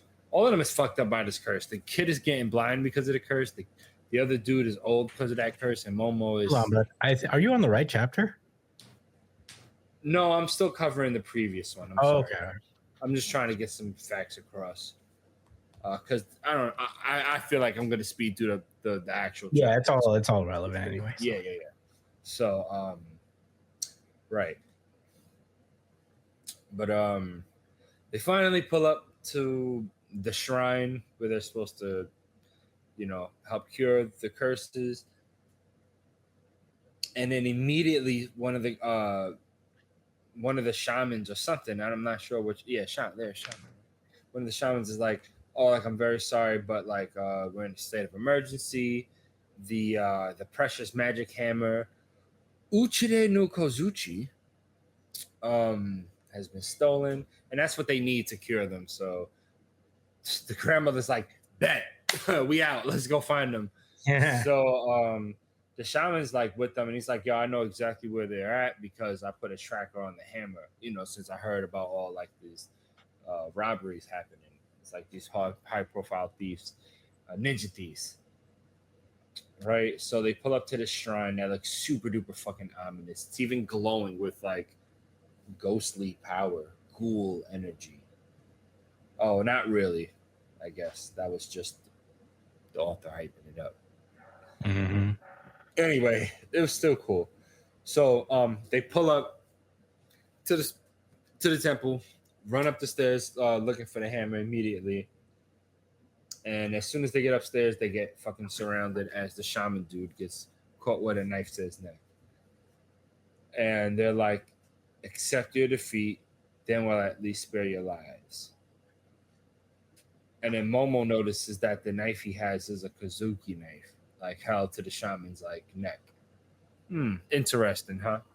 So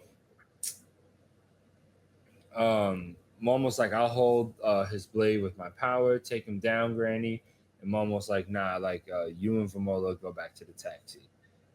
And basically the Granny was able to see through the fact that they were set up by the shaman kid. That wasn't even a real shaman. And he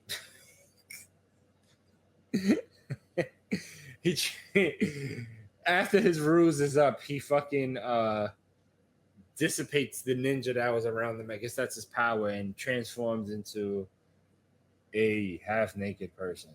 Yeah, it's Saint Germain. That's Saint Germain himself, right? I knew that nigga looked familiar. And Mom was like, "Whoa, a whole ass pervert just appeared." Yeah, he had to be naked for a second. It is required. It was necessary. Yeah, this is Dandadan. Mind you, you will get hit from all directions of profanity. So, yeah, Granny notices that they were lured into the territory and with the aim of stealing their powers. And then some fucking creep chameleon thing appears next to Saint Germain. It's like, what do? We've been found out. Wouldn't it be easy to just kill them and hand them over to the Shirkowian? I'm just adding a voice. He looks really cool, actually. Yeah. It reminds me of Meru from Hunter x Hunter. Yeah, I know. Yeah. What was his name? I don't know if it was Meru.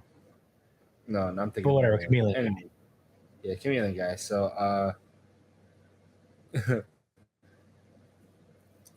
yeah, Granny's like, yo, like, bounce, like, get the fuck out of here, like, we're not gonna win in this situation, and you have to hurry up back to the shrine, because if you miss this chance, you're gonna stay small forever, and we're all gonna forget about you.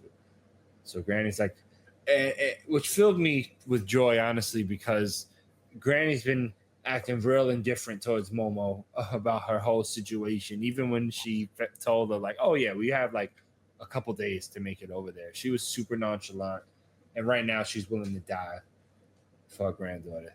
Yeah, I mean, she didn't know they would be attacked by a tornado for the last 2-3 chapters.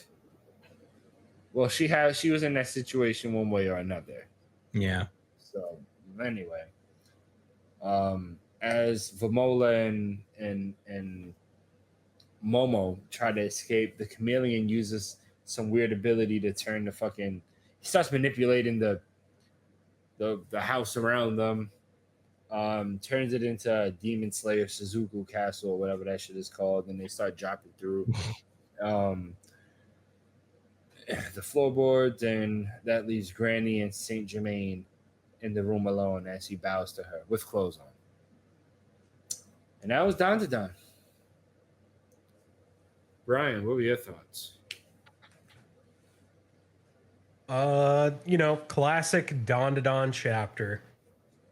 Just some crazy shit happens, and you just never expect when the fuck it happens.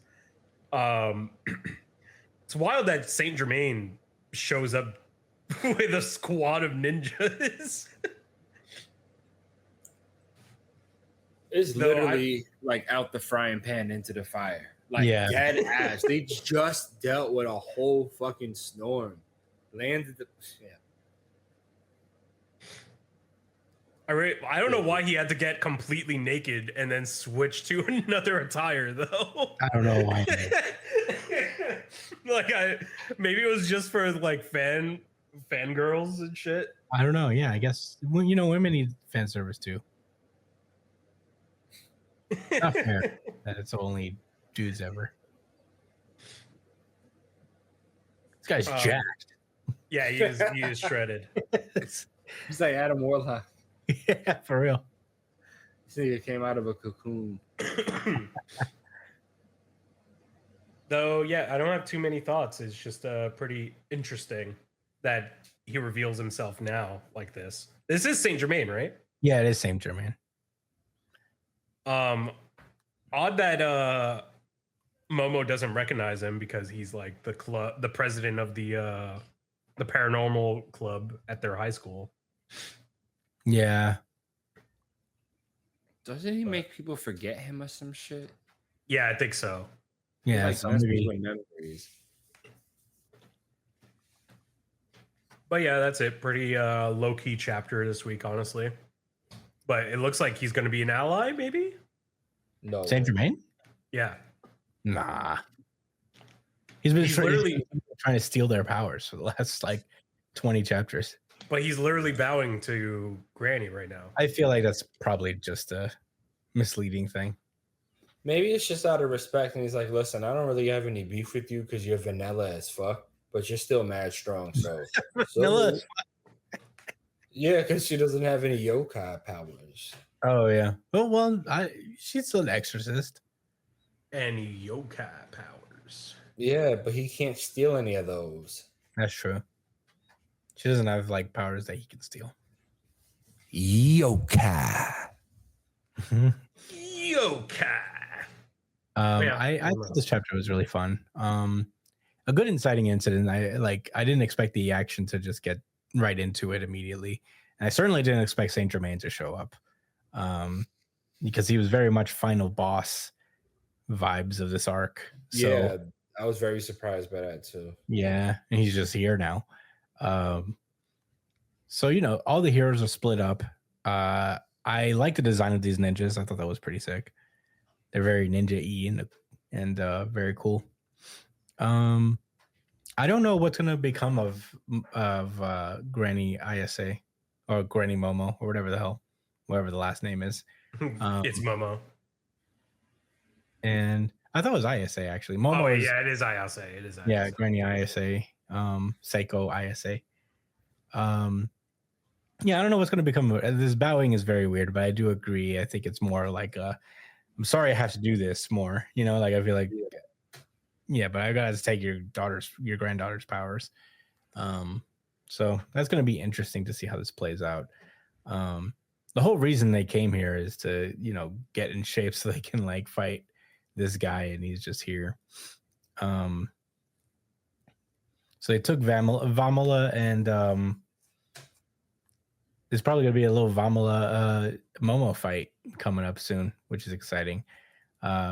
Evil Eye is still in the car, which is very funny. He's in his Evil Eye form, so I can't imagine that he won't just burst in there and do some shit. And it'll be very cool when he makes his entrance. So, yeah, I'm excited to see what happens next in Dandadan. But that's all I really gotta say. I think this was just to set everything up and get the series going, the action going. Josh, what do you think? Yeah, like I said, I was very, very surprised to see Saint Germain there. That's why when you said it, I was like, wait, that actually is him. I didn't, when I read it, I just thought this was a new guy. Yeah. But man, was he fiended out because he said, "You must submit." Like, you couldn't have found a more out of the box way of putting it. They've already been dealing with y'all. They know. Yeah. They know it's time. They know what you need for the process to work. Yeah. Oh, these abilities are starting to get out of hand, though. I mean, how many people could summon multiple creatures now? Like, this lady had this random power to summon ninjas. I mean, these zombie warriors. This guy could summon ninjas. This girl could summon insects.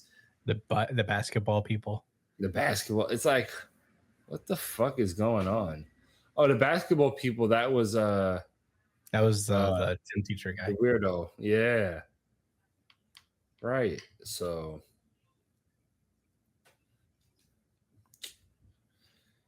Yeah, I don't know. Shit is getting pretty weird. Hell yeah. Yeah, sorry guys. Well, All good. are those all your thoughts?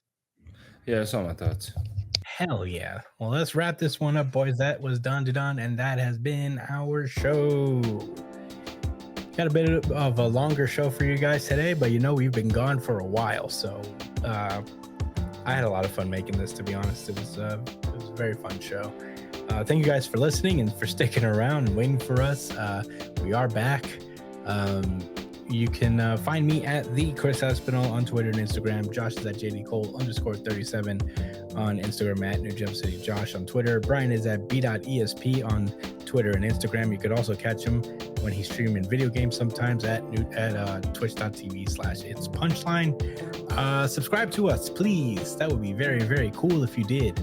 Subscribe to us on iTunes, Spotify, YouTube, and other platforms that have podcasts. We're pretty much everywhere. You can email us at newjumpcitypod@gmail.com with any questions, suggestions, anything you guys want us to talk about, and we'll talk about it on our pre-show chat show when we eventually do it. So we'll get back to it soon. Thank you guys for listening. We will see you guys next week. Stay safe, New Jump citizens.